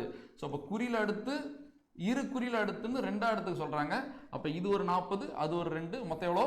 42. இது நான் பிடிஎஃப்ல இருக்கும், நான் காட்டுறேன். சரி, இது கூட அடுத்த கட்டம். ஃபர்ஸ்ட் நீங்க அதை புரிஞ்சுங்க, நான் பிடிஎஃப்ல காட்டுறேன். சரியா? ஸோ அப்போ ஒற்றலபடைனா என்னது? ஒற்றெழுத்துக்கள் தன் மாத்திரை அளவில் நீண்டு ஒலிப்பது ஒற்றலபடை எனப்படும். ஒற்றெழுத்துக்கள் தன் மாத்திரை அளவில் நீண்டு ஒலிப்பது ஒற்றலபடை எனப்படும். தமிழ்ல 19 ஒற்றெழுத்துக்கள் இருக்கு. அதுல எத்தனை ஒற்றெழுத்துக்கள் ஒற்றலபடையில வரும்னா 11 ஒற்றெழுத்துக்கள் மட்டும்தான் ஒற்றலபடையில வரும். எது? 6 மெல்லினம், 4 இடையினம், ஒரு ஆயுத எழுத்து. இந்த 11 ஒற்றெழுத்துக்களும் எதை எடுத்து வரும்? ஒரு குறியில எடுத்து வரும், இல்ல 2 குறியில எடுத்து வரும். சரியா? இதை வச்சு நம்ம ஃபார்ம் பண்றோம். ஒரு குறியில வச்சு, 2 குறியில வச்சு, இடையில 2 முடிஞ்சிருச்சு. ஒரு குறியில வச்சு, 2 குறியில வச்சு, கடையில அதுல ஒரு 2 முடிஞ்சிருச்சு. அப்ப 4, 10 மெய் 4 40. ஸோ ஆயுத எழுத்து இடையில தானே வருது, கடையில வராது. அந்த இடையில ஒரு குறில், இரு குறியில வச்சு 2, ஒரு குறில் தான் ஆயுத எழுத்துக்கு முன்னாடி வரணும், அதுதான் ரூலே. பட் நன்னூல்லே அதுக்கு எடுத்துக்காட்டு கொடுக்காமே 2ன்னு கொடுத்து வச்சிருக்காங்க, ஆனா 42. சரியா? சரி, அப்படியே பிடிஎஃப்ல பார்க்கலாமா? ஒற்றலபடை ஒற்று பிளஸ் அளபடை. சரியா? ஒற்று பிளஸ் அளபடை. ஒற்றெழுத்துக்கள் தன் மாத்திரை அளவிலிருந்து நீண்டு ஒலிப்பது ஒற்றலபடை எனப்படும். செயலில் ஓசை குறையும் பொழுது 11 ஒற்றெழுத்துக்களும், இதுதான் முக்கியம், 11 ஒற்றெழுத்துக்கள் பாருங்க. ஸோ 11 ஒற்றெழுத்துக்களும் ஒரு குறிலை எடுத்தோ அல்லது 2 குறிலை எடுத்தோ அளவெடுப்பது ஒற்றலபடை எனப்படும். ஸோ நான் சொன்னல அந்த 4 வகை இதை எடுத்துக்காட்டு இருக்கு பாத்தீங்களா? ஸோ குறிலை அடுத்து இடையில் வந்துள்ளது, குறிலை அடுத்து இறுதியில் வந்துள்ளது. அப்ப குறிலை அடுத்து எனக்கு இடையில இருக்கு, குறியில அடுத்து எனக்கு கடையில இருக்கு, அடுத்து இரு குறியில அடுத்து எனக்கு இடையில இருக்கு, இரு குறியில அடுத்து எனக்கு கடையில இருக்கு. அதை நான் சொன்னது அங்கேயும் சொன்னது ஒண்ணுதான், இதுவும் ஒண்ணுதான். பட் அங்க நான் வேற மாதிரி இருந்தா இங்க வேற மாதிரி இருக்கு. ஸோ மொத்தம் 4. அப்போ ஒரு மெய்யை வச்சு நம்ம 4 ஃபார்ம் பண்ண முடியும், ஒரு ஒற்றை வச்சு நம்ம 4 ஃபார்மேட் ஃபார்ம் பண்ண முடியுது இல்ல. அப்போ 10 வச்சு 40, அந்த கணக்கு அடுத்தது இருக்கும் பார்க்கலாம். ஸோ எடுத்துக்காட்டும் கொடுத்துருக்காங்க பாருங்களேன், வெகு. அப்போ கொடுத்துருக்கிறதுல நீங்க ஃபர்ஸ்ட் கவனிக்க வேண்டியது, உள்ள இருக்கிற ஒற்றை எழுத்து நம்மளுக்கு 11 ஒற்றை எழுத்துல இருக்கா, இருக்கு. இது 2 வாட்டி இருக்கா, இருக்கு. அதுக்கு முன்னாடி குறில் இருக்கா, இருக்கு. அப்ப இது ஒற்றளபடை தான், அவ்வளவுதான் விஷயம். அதுதான் இங்கேயும் பாருங்களேன், இந்த இன் என்பது 11 ஒற்றுல இருக்கா, இருக்கு. 2 வாட்டி இருக்கா, இருக்கு. இதுக்கு முன்னாடி குறில் இருக்கா, இருக்கு. ஒரு குறில் இருக்கலாம், இல்ல பாருங்க 2 குறில் இருக்கலாம். அதுக்கு மேல இருந்தா தப்பு. இந்த மாதிரி விஷயத்தை மட்டும் நீங்க செக் பண்ணாலே ஒற்றளபடை போதும். அதுக்கும் விதி கொடுத்துருக்காங்க. ஒண்ணு இல்ல, அந்த மெல்லினம், இடையினம், ஆயுதம், அளபம், குறில் இணை. குறில் இணைனா 2 குறில், குறில் கீழ்னா ஒரு குறில். ஸோ அப்போ 2 குறிலுக்கு அடுத்ததோ ஒரு குறிலுக்கு அடுத்ததோ இடையிலையும் கடையிலையும் எங்க வரும் ஒற்றளபடை? ஒற்றளபடை எங்க வரும்? இடையிலையோ கடையிலையோ. மிகலே அவற்றின் குறியாம் வேறு. ஸோ இந்த மாதிரி எல்லாத்துக்கும் ஒரு விதி இருக்கு. நம்ம வந்து குருட்டுத்தனமா இப்போ இடையில ஒற்றளபடை வரும், இறுதியில ஒற்றளபடை வரும், இந்த 11 தான் வரும், நம்ம குருட்டுத்தனமா சொல்ல பாருங்களேன். ஸோ இங்க 6 இருக்கா மெல்லினம், 4 இடையினம் இருக்கா, ஆயுதம் இருக்கா. ஸோ 11 அப்படியே இது இல்லாமா. ஸோ 6 மெல்லினம், 4 இடையினம், ஒரு ஆயுதம். எங்கெல்லாம் வரும்? இடையிலையும் கடையிலையும் வரும். எதை அடுத்து வரும்? 2 குறில் அடுத்து வரும், இல்ல ஒரு குறில் அடுத்து வரும். கீழ்னா அடுத்ததுன்னு அர்த்தம். ஸோ இதுதான் ஒற்றளபடை, அதுக்கான விதி. ஸோ இப்போ நான் சொன்ன அந்த கணக்கும் இங்க இருக்கும் பாருங்களேன். அளவெடுக்கும் ஒற்றை எழுத்துக்கள் 10 4 இடங்களிலும் அளவெடுக்கும். ஆக அவை மொத்தம் 40. ஆயுத எழுத்து இரு குறில் அடுத்து சொல்லின் இடை, குறிலை அடுத்து சொல்லின் இடை, கடையில வராது என்ற 2 இடங்களில் மட்டுமே அளவெடுக்கும். ஏனெனில் ஆயுதம் சொல்லின் இறுதி எழுத்தாக வராது. இவ்விரண்டையும் சேர்த்து 42. சரி, இதுல நான் என்ன திரும்பவும் சொல்ல உங்களுக்கு விரும்புறேன்னா, ஆயுத எழுத்து இரு குறிலை அடுத்து வராது, பட் இந்த இடத்துல வரும்னு சொல்லி 42 கணக்கு பண்ணியிருக்காங்க. ஸோ பார்த்துக்கோங்க. இதெல்லாம் கேட்க வாய்ப்பு இல்லை, எக்ஸாம்ல உங்களுக்கு வச்சு இதெல்லாம் கேட்க மாட்டாங்க. பட் இது ஒரு கான்செப்டா புரியும் போது அதான் அதிகபட்சம், அது தெரிஞ்சுக்கணும்ல. இவை எல்லாம் புலவர் செயலுக்காக வேண்டி செஞ்ச ஒரு செயற்கை அளபடை. இயற்கை அளபடைனா அது தலை விண்ணு விண்ணுன்னு வலிக்குதுன்றோம்ல, இதை கொடுத்துருக்கனா. ஸோ விண்ணு விண்ணுன்னு, அப்ப இன். ஸோ இதுதான் அது இயற்கை அளபடை. ஸோ இதுதான் உயிரளபடை, ஒற்றளபடை. ஸோ ஃபுல்லாக ஒரு 5 நிமிஷத்தில் மொத்தமாக ரிவிஷன் பண்ணுறேன். ஸோ கிளியராக கவனிங்க. அடுத்து உயிர்மை ஆயுதம் பார்த்துக்கலாம். அளபடை, அளவு பிளஸ் எடை. அளவுனா மாத்திரை, எடைனா நீண்டு ஒலித்தல். ஸோ தன் மாத்திரை அளவிலிருந்து நீண்டு ஒலிப்பது அளபடை எனப்படும். அளபடை எத்தனை வகைப்படும்? 2 வகைப்படும், உயிரளபடை, ஒற்றளபடை. உயிரளபடைனா என்ன? உயிரெழுத்துக்கள் தன் மாத்திரை அளவிலிருந்து நீண்டு ஒலிப்பது உயிரளபடை. ஒற்றெழுத்துக்கள் தன் மாத்திரை அளவிலிருந்து நீண்டு ஒலிப்பது ஒற்றளபடை. சரி, உயிரளபடை எத்தனை வகைப்படும்? 3 வகைப்படும். செய்யுளிசை அளபடை, இன்னிசை அளபடை, சொல்லிசை அளபடை. செய்யுளிசை அளபடை, செய்யுளில் ஓசை குறையும் பொழுது அதை நிறைவு செய்ய உயிர் நெட்டெழுத்துக்கள் எழும் நீண்டு ஒலிப்பது செய்யுளிசை அளபடை எனப்படும். அப்ப செய்யுளிசை அளபடை ஓசை குறையும், உயிர் நெட்டெழுத்து எழும் நீண்டு ஒலிக்கும். நம்ம பார்த்தோம் வெண்பா அடிப்படையில் ஒரு திருக்குறளை வச்சு எப்படி ஓசை குறையுது, எப்படி உயிர் நெட்டு எழுத்து வந்து அதிகரிச்சு அதை சரி பண்ணுதுன்னு பார்த்தோம். அப்போ ஒரு அசையா இருக்கிறது 2 அசையா மாறுது இல்லை. அதனாலதான் கொடுக்கப்பட்ட சீர அசை பிரிச்சு 2 அசையா இருந்தால் அது செய்யுளிசை அளபடையா இருக்கும்னு சொன்னேன். ஸோ இதுதான் செய்யுளிசை அளபடை. செய்யுளிசை அளபடை ஒரு சொல்லோட முதல்லையும் வரும், இடையிலையும் வரும், கடையிலையும் வரும். மொத்தம் 7 நெடில் 6 நெடில் 3 இடத்துலையும் வரும். அப்போ 18. அவு என்பது முதல்ல மட்டும்தான் வரும், அப்போ 19. அந்த எண்ணிக்கை நான் வச்சுங்க. அடுத்து இன்னிசை அளபடை. செய்யுளில் ஓசை, இசை நிறை அளபடை மறட்டோம் பார்த்தீங்களா. செய்யுளில் ஓசை குறையும் பொழுது அதை நிறைவு செய்வதற்காக அளபெடுப்பதுதான் அது இசை நிறை அளபடை. குறையும் இசையை நிறைக்க வரும் அளபடை தான் அந்த இசை நிறை அளபடை. ஓசை குறைஞ்சிருச்சு, அப்ப நான் நிறைக்கிறேன், அதுதானே இசை நிறை அளபடை. அப்ப செய்யுளிசை அளபடை தான் இசை நிறை அளபடை, இன்னிசை அளபடை கிடையாது. ஓகேவா? சரி, அடுத்து இன்னிசை அளபடை. செயலில் ஓசை குறையாத போதும் இனிய ஓசைக்காக குறில் நெடிலாக அளபெடுப்பது இன்னிசை அளபடை எனப்படும்.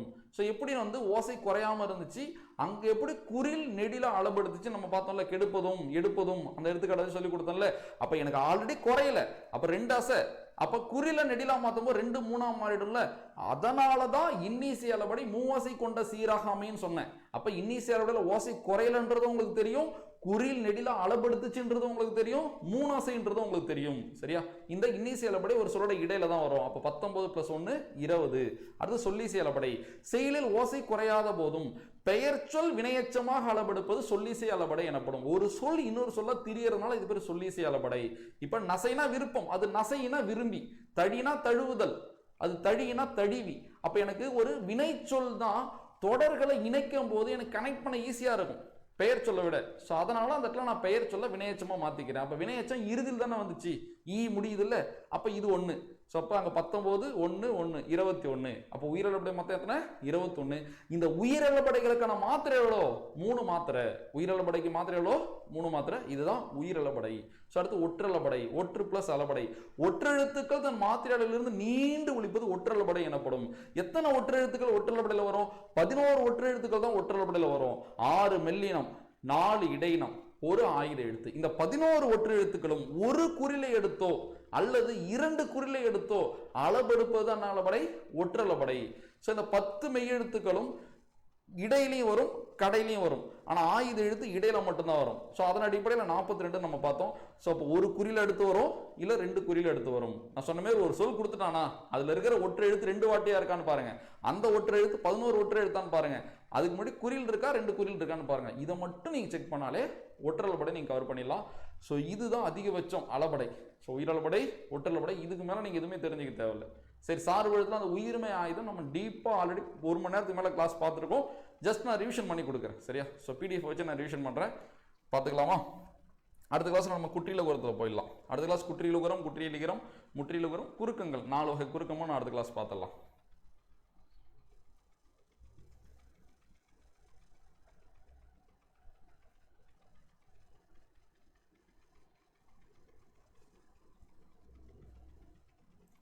ஸோ சார்பு எழுத்துக்கள். ஸோ இதுல என்ன ஆரம்பிச்சிருக்கணும், ஒன்றும் பிரச்சனை இல்லை, கவனிங்க.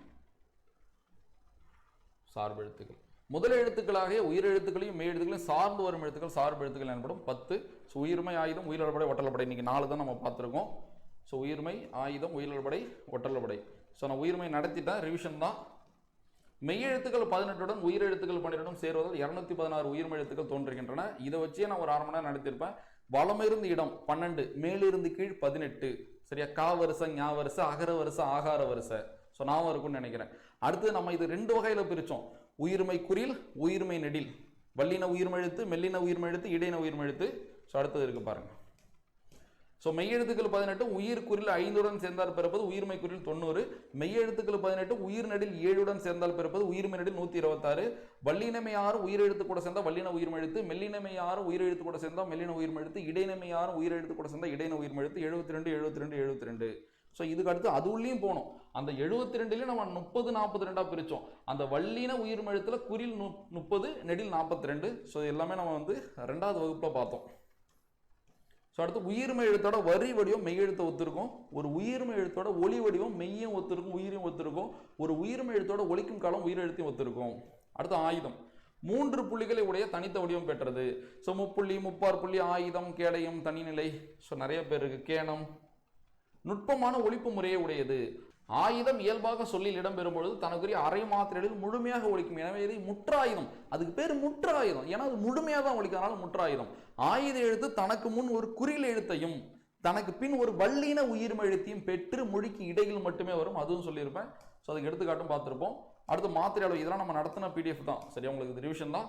ஸோ இப்போ உயிர்மை, ஆயுதம், உயிரளபடை, ஒற்றளபடை. ஸோ இதுதான் நம்ம பார்த்துருக்கோம். ஸோ அப்போ நம்ம இதுக்கப்புறம் போகிற எல்லா வகுப்பையும் பார்த்தீங்கன்னா ஸ்கூல் புக்கில் இருக்கிறப்ப இந்த அளபடையே பார்த்தீங்கன்னா, ஸோ நியூ புக்கில் 10th, ஓல்டு புக்கில் 9th 6th, 2003 எடிஷனில் 9th 10th, ஒரு 5 இடத்துல இருக்கிற மொத்த டேட்டா. இதை தாண்டி நன்னூல். ஸோ இதெல்லாத்தையும் கவர் பண்ணி தான் நம்ம போயிட்டு இருக்கோம். அப்போ இலக்கண தலைப்புகளை நம்ம A to Z புக்கை தாண்டியும் போய் கவர் பண்ணுறதுனால ஸோ அவுட் சோர்ஸ் பிரச்சனை நம்மளுக்கு இல்லாமல் கான்செப்ட் ஓரியன்டாக இலக்கணத்துலேருந்து கேட்குற ஒரு கொஸ்டினை நம்மளால் ப்ராப்பராக சூப்பராக அட்டன் பண்ண முடியும். ஸோ அதனால் நீங்கள் ரெகுலராக கரெக்டாக பார்த்து நோட்ஸ் எடுத்துக்கோங்க. ஸோ இந்த கிளாஸ் முடிஞ்சுட்டு அடுத்த ஒரு 3 நாளில் வைக்கிற டெஸ்ட்டையும் நீங்கள் ப்ராப்பராக அட்டன் பண்ணுங்கள். இதை நீங்கள் கரெக்டாக செஞ்சீங்கனாலே உங்களுக்கு இலக்கணம் கரெக்டாக கவர் ஆகிடும். ஸோ இந்த 5 கிளாஸ், ஸோ ஒரு டார்கெட் வச்சுங்க. இந்த 5 கிளாஸில் நீங்கள் ஒரு 1 வீக் அப்புறம் பெண்டிங் வைக்கக்கூடாது. ஸோ எவ்வளோ தான் இருந்தாலும் 1 வீக்கில் மேக்ஸிமம் நீங்கள் அதை முடிச்சிருங்க. அடுத்த வகுப்பில் சந்திக்கலாம். நன்றி.